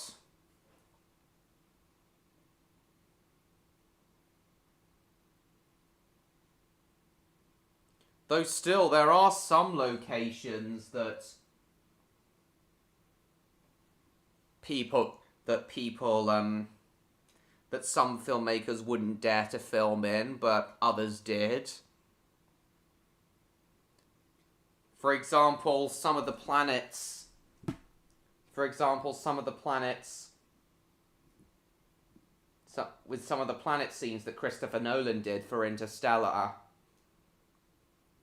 He got his actors to walk through freezing cold water. When they snatch one of the film's MacGuffins. Okay, cool. Yeah, like in Interstellar on the water planet. I'm pretty sure the actors trudged through freezing cold water in Finland. Massive respect to Christopher Nolan for doing that. You cannot, in fact, just be near flowing deadly lava. The smog will kill you long before the lava does. Why? Because it's so thick and full of carbon.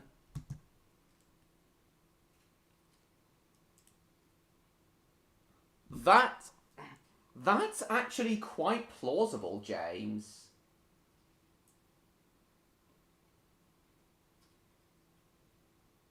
Nice, Jacob.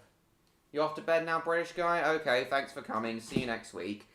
We've got 19 more minutes, guys, then I'll be ending this stream as well. Confirmed if Stephen Capel Jr. will return to direct the film, or if Ramos and Fishback's characters will return. However, both of these options seem likely given the early confirmation on the studio's part that Transformers 8 is happening.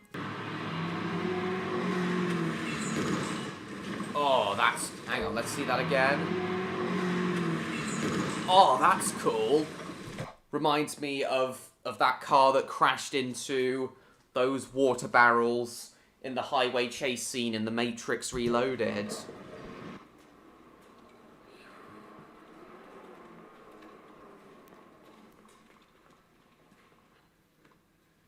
We found some sort of opening to a cave. Wait, did you just call me Sonic? I think there's a temple. Oh my, yeah, that's what we're looking at, Neon, but oh my god! That new profile picture of yours looks better than ever. Oh my god, Neon! That looks fantastic! Your profile pictures just keep getting better and better, Neon. As do Electro's. You've certainly made Cobalt look a lot tougher. And a lot more confident in himself. How you want to see yourself as? Cool.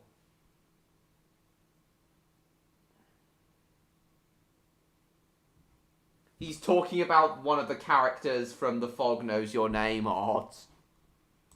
And he's also referring to the British Castle class GWR steam locomotive Pendennis Castle. I think there's a temple. When it comes to a movie like this, there's a lot that must go into it. The cars and the CGI effects and having the car transform right after being in car form. And in these behind the scenes moments, we not only get to see that, but the action within when it came to the training sessions and stunts. Training sessions and stunts. Indeed, Neon, I was thinking of that. Hi, Davin. If Neon and or Rexy or Lily are there, what do you think of Neon's new profile picture?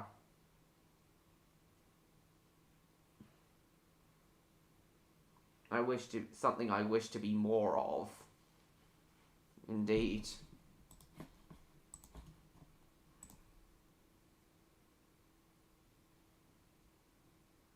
Still need to see this. Odd saw it today, day of release.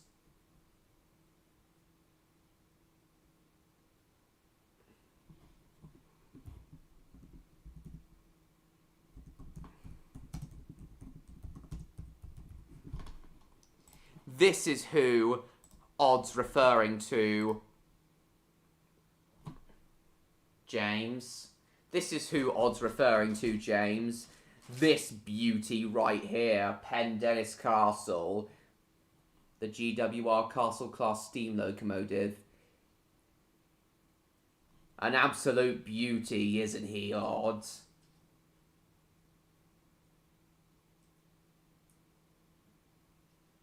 Actually released yesterday. Oh, I forgot that films usually released on Thursdays in Denmark.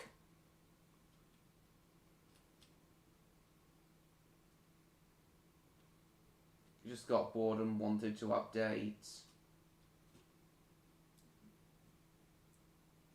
Understandable, Neon, but still, it's even better than...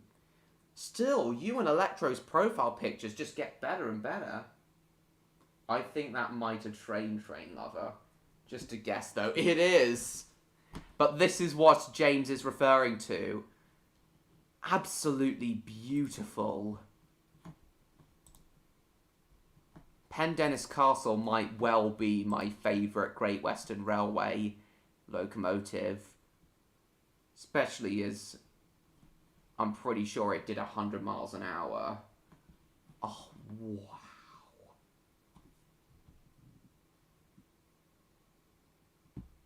What kind of Einstein messes up his words like that? I don't know. I don't know, James. I'm tired and a little bit drunk. That, but the action within when it came to the training sessions and stunts.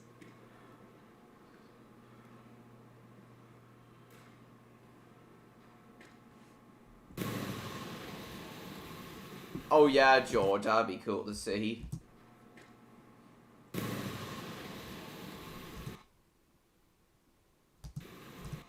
Oh, that's clever. Putting the car that's supposed to be racing through the scene on like a truck so that the actors can still do their performances, yet still be filmed in the real location rather than on a blue screen set. Get drunk and watch Spider-Man 2. I'm getting drunk and watching Paw Patrol the Mighty Movie when it comes out. Oh god, I'm looking forward to doing my drunk live reaction to that film. Oh, gonna get so pissed.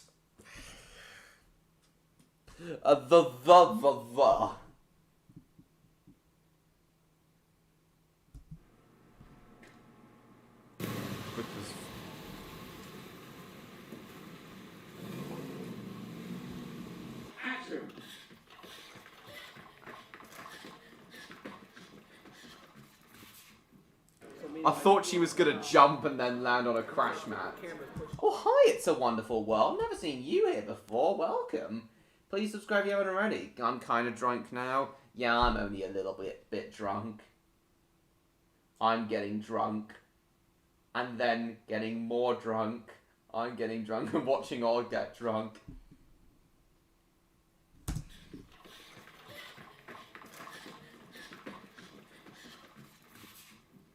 Meaning, like, if you're on the ground, and he starts the camera's pushing in on you like this. Wait, really, George? It's only been out for a few hours. People say the R word. They get a warning, then another one, then blocked. But I've said before that,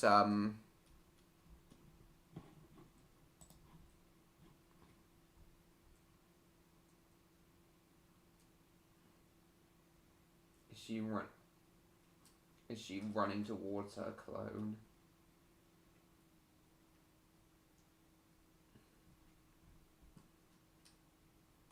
But I will warn you all now that the R word will be said in Redcliff Railway Tales Season 3, Episode 5. I need a movie that's insultingly 70s tonight. Why, Neon?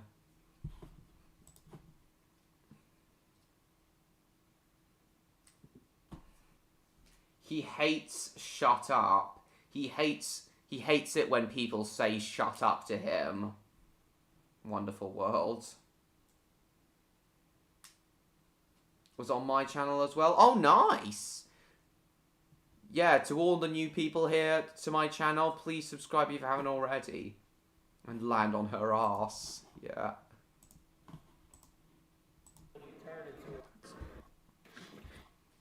Action!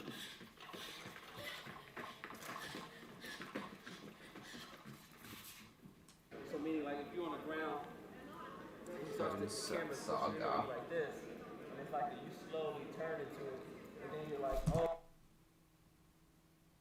What's so scary about Clone Saga? Odd. Not now, Martin. I did say no promises. So, like, if you're on the ground, starts to, the camera's pushing in on you like this, and it's like you slowly turn into it, and then you're like, oh, the eye line is still right there. In stories, some people seem to be George. The camera's pushing in on you like this, and it's like you slowly turn into it, and then you're like, oh, the eye line is still right there. In stories like this, or even with any story, the audience must be able to care for the robots just as much as the human characters, and the relationship between the two, understanding why both are needed within the story, and we get to hear from the cast members as to why this is so important. Noah and Mirage, their friendship develops over time because I think Noah sees, Mirage knows that there's this need. They begin to build this trust with each other, and they're like this kindred spirit, where Mirage is kind of the outcast of the guys, and Noah has felt like that in his own life. And sometimes you can notice in certain movies where the car chase scenes might not be as real as you might think because they were shot with a green screen, but with this film, when it really does matter, the chase scenes are actually real. And rightfully so. I'm aware, Martin, I'm aware, but I will warn you now, the R word. Oh, rude. Not the R word. Oh, I thought you meant retard. Oh, okay. Clone Saga is a very, very, very terribly written, confusing, overly long mess that won't stick with any decisions it makes. Don't hate the word bad, but not rude. What? Is it Transformers Clone Saga you're referring to?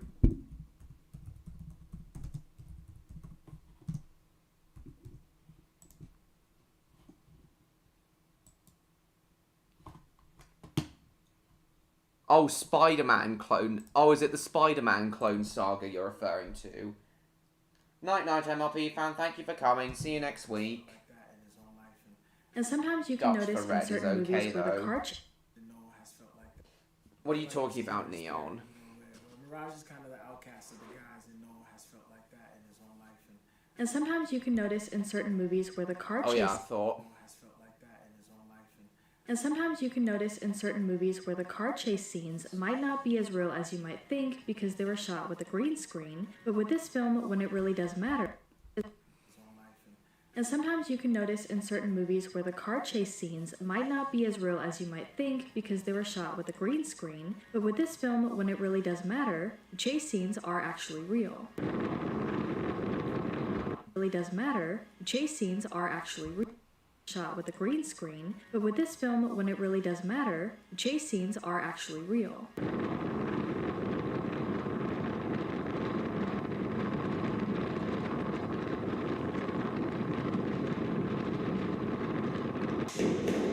Oh, cool. Very cool. Oh, yeah. Proper pyrotechnics, baby. I love seeing shit blow up in films. I just adore watching shit blow up in films.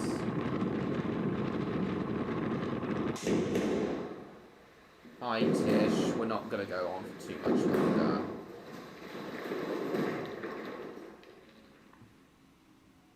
Stephen Caple Jr. is the director of this film and set out to make Rise of the Beasts a different look and feel by choosing epic locations that reflect the size and scope of the story he's telling.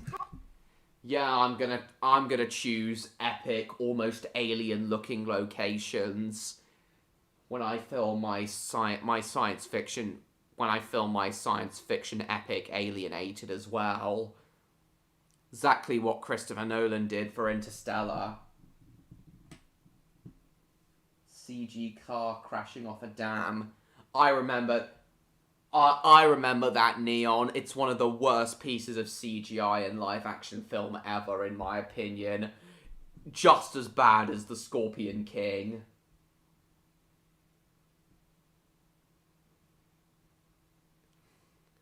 I enjoy watching anything be wrecked in films, basically, Neon, as long as it's something filmed in camera being wrecked, of course.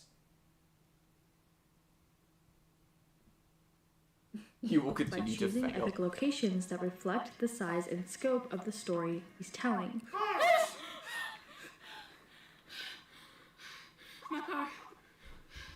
locations that reflect the size and scope of the story he's telling. My car. Okay.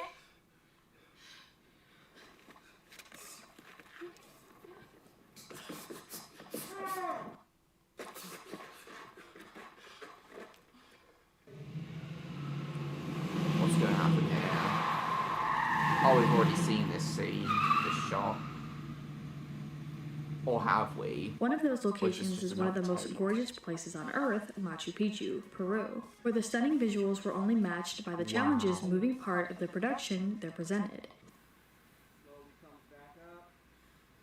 In fact, guys, before I end tonight's stream, I'm going to show you guys one of the locations I've decided I really want to film in when I film Alienated.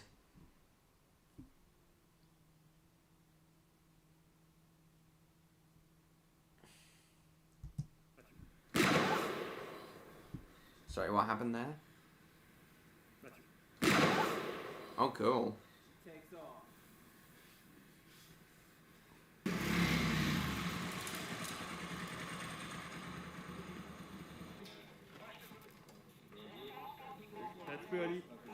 The story takes place in the 90s, so production was hard at work to capture that era and time, from the music to the clothes Noah and Elena were wearing. Nice.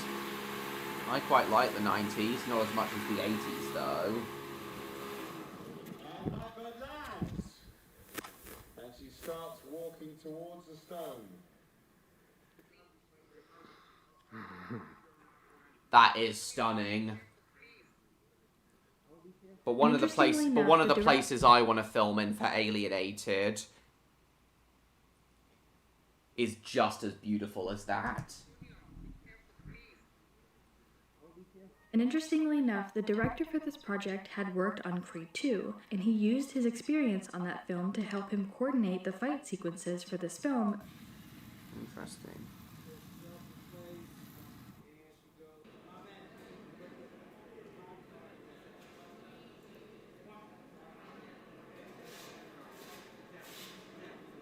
If you ask too much. And as You'll far as the actually answer drop. to our trivia question, it was in 2007 when the first Transformers film starring course it Megan is. Fox and Shia LaBeouf came out.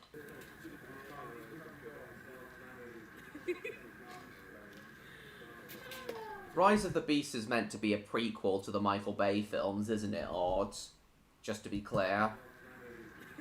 Takes place in the 90s after all. Driver doesn't pick the car picks the driver. So what do you guys think about all these? I think I remember that line being said in Transformers 1 Neon. So what do you guys think about all? Sorry, James. I tried convincing him once. I've tried convincing him a few times. It's always failed. So I'm afraid you're on your own. Who picks the car that picks the driver? So what do you guys think about all these moments? Which one was your favorite, and what are you most hoping for this film? Let us know what you guys think about all these moments. Which one was your favorite, and what are you most hoping for this film? What do you guys think about all these moments? Which one was your favorite, and what are you most hoping for this film? Let us know what your thoughts are in the comments down below. Make sure you're subscribed with notifications on for more videos just like this. That's it for today though. We'll see you all next time with a brand new video. Bumblebee was a reboot and Rise of the Beast continues off of Bumblebee. Okay. But I thought Bumblebee was canon to the Michael Bay films though. I thought Bumblebee was canon to the Michael Bay films. Everything is different in the new timeline. The biggest being that Unicorn is actually Unicorn instead of being stuck inside the earth. Okay.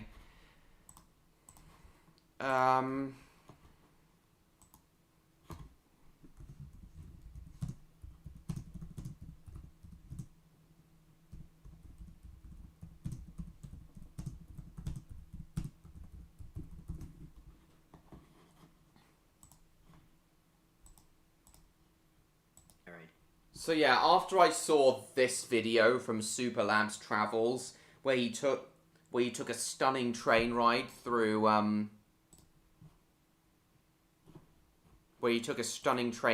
Montenegro, and I saw how amazing Montenegro was with its enormous mountains. I thought, look, this is amazing. This is incredible. These giant glaciers. That's also why all the Transformers good now instead of ugly as... I didn't think the Transformers in the Michael Bay films looked ugly, but if you say so, I suppose. You're the bigger Transformers fan after all odds. You can clearly see it's a long way down. Oh my god, that is amazing. Yeah, this is... Yeah, I want to film here with one of the planets in Alienated. It was a Bayverse film and had Bumblebee land during the 30s and fight in the 70s before properly beginning in the 80s. That's interesting. And I can only imagine how hard the brakes were working at this point. Oh my... As we wind our way towards Podgorica, which is Montenegro's capital city, we approach one of the route's most unforgettable moments. This is the Mala Rijeka Viaduct. With a span of 500 metres, this 1970s construction was the highest railway bridge in the world for nearly 30 years. Montenegro. So yeah, I'm absolutely filming in Montenegro for Alienated.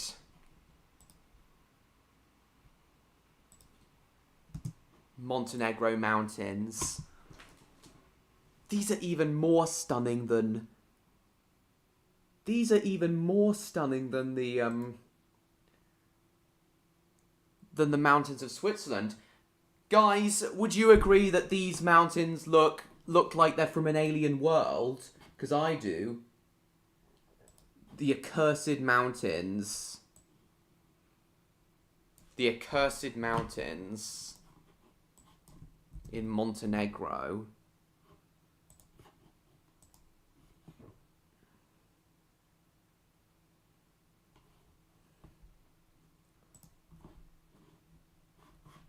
Guys, would you agree that this looks like an alien world? Because I think it looks like an alien planet. Into the Bumbleverse. In the new timeline, the Transformers don't reach Earth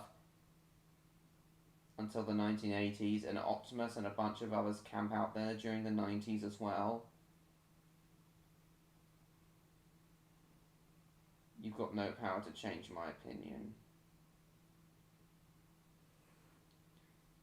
Mr. George and Uranus agree. Odd and Victor, do you agree that these mountains look like look like they're on an alien planet?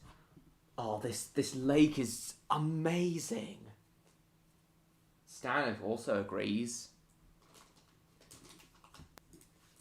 See the main planet. Set the main planet in Kepler 452b. No, it's going to be set across several different planets. It's going to take place on several... They're going to... Yeah, Alienated will take place on several different fictional planets in the Milky Way galaxy.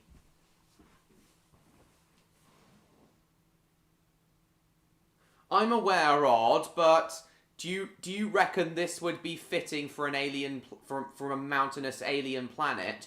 Do you reckon this would be a fitting location to film a sci-fi epic in?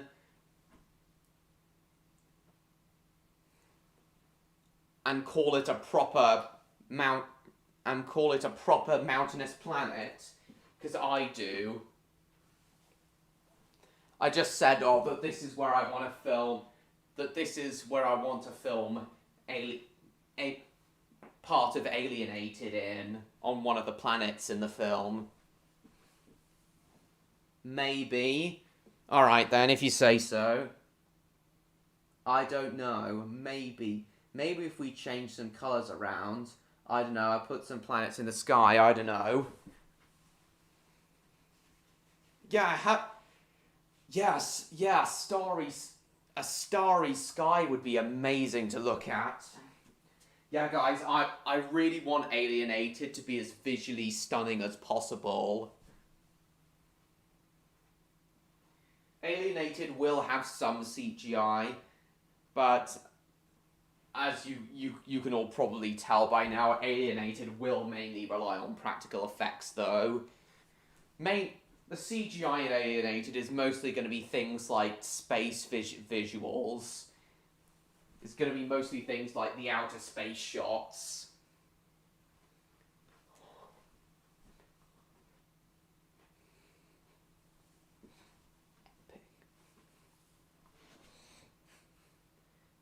List of good ones kept on 92B.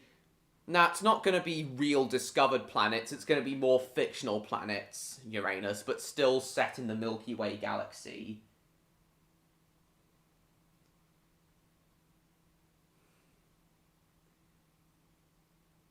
Or put some planets in the sky. Perhaps I could work a bit of colour correction magic on the shots in, Perhaps I could work some colour correction magic on some of the shots in, that I'm going to film in Montenegro. I have no idea what the planet where I'm going to film in Montenegro is going to be called, though, yet.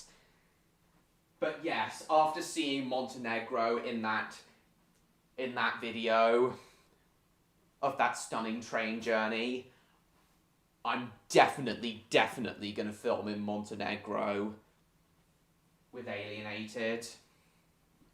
Right, guys, this is where tonight's stream is going to have to end.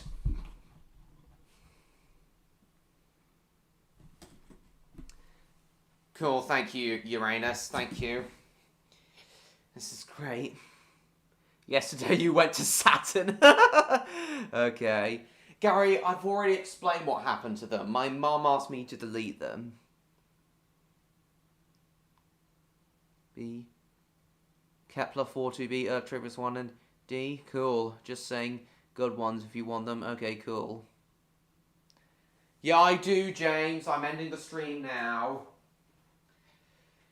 So thank you all for coming to tonight's stream. Tonight's stream was more fun than I was expecting it to be. I had a lot more to talk about in tonight's stream than I thought I was going to have. Yeah, it was very, very fun tonight, guys. And thanks again so much for coming to the premiere of the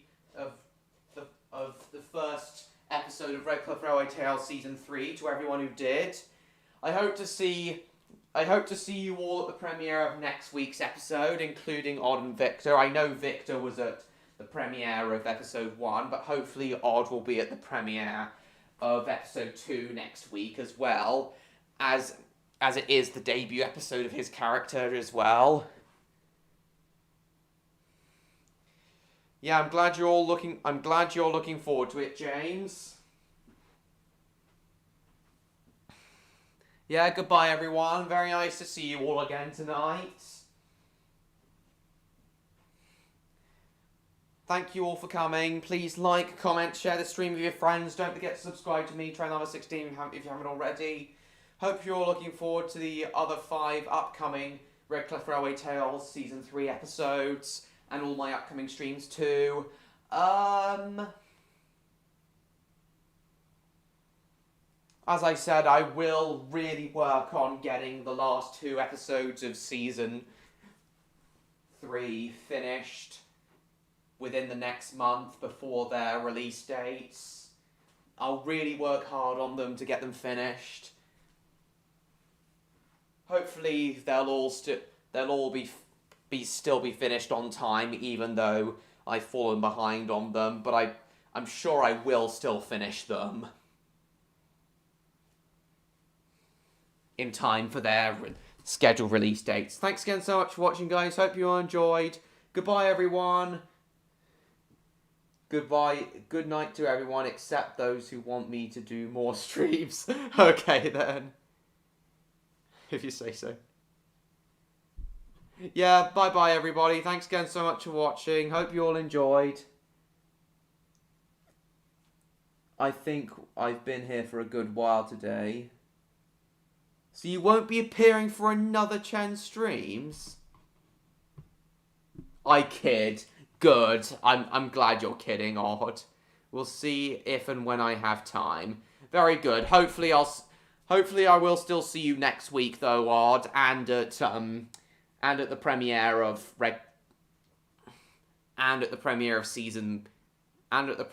your character's episode. Of Otmar's debut episode. No, 4 hours, Uranus. Thanks again so much for watching, guys. Hope you all enjoyed. And I will see you all in my next video. Bye-bye, guys. Goodbye.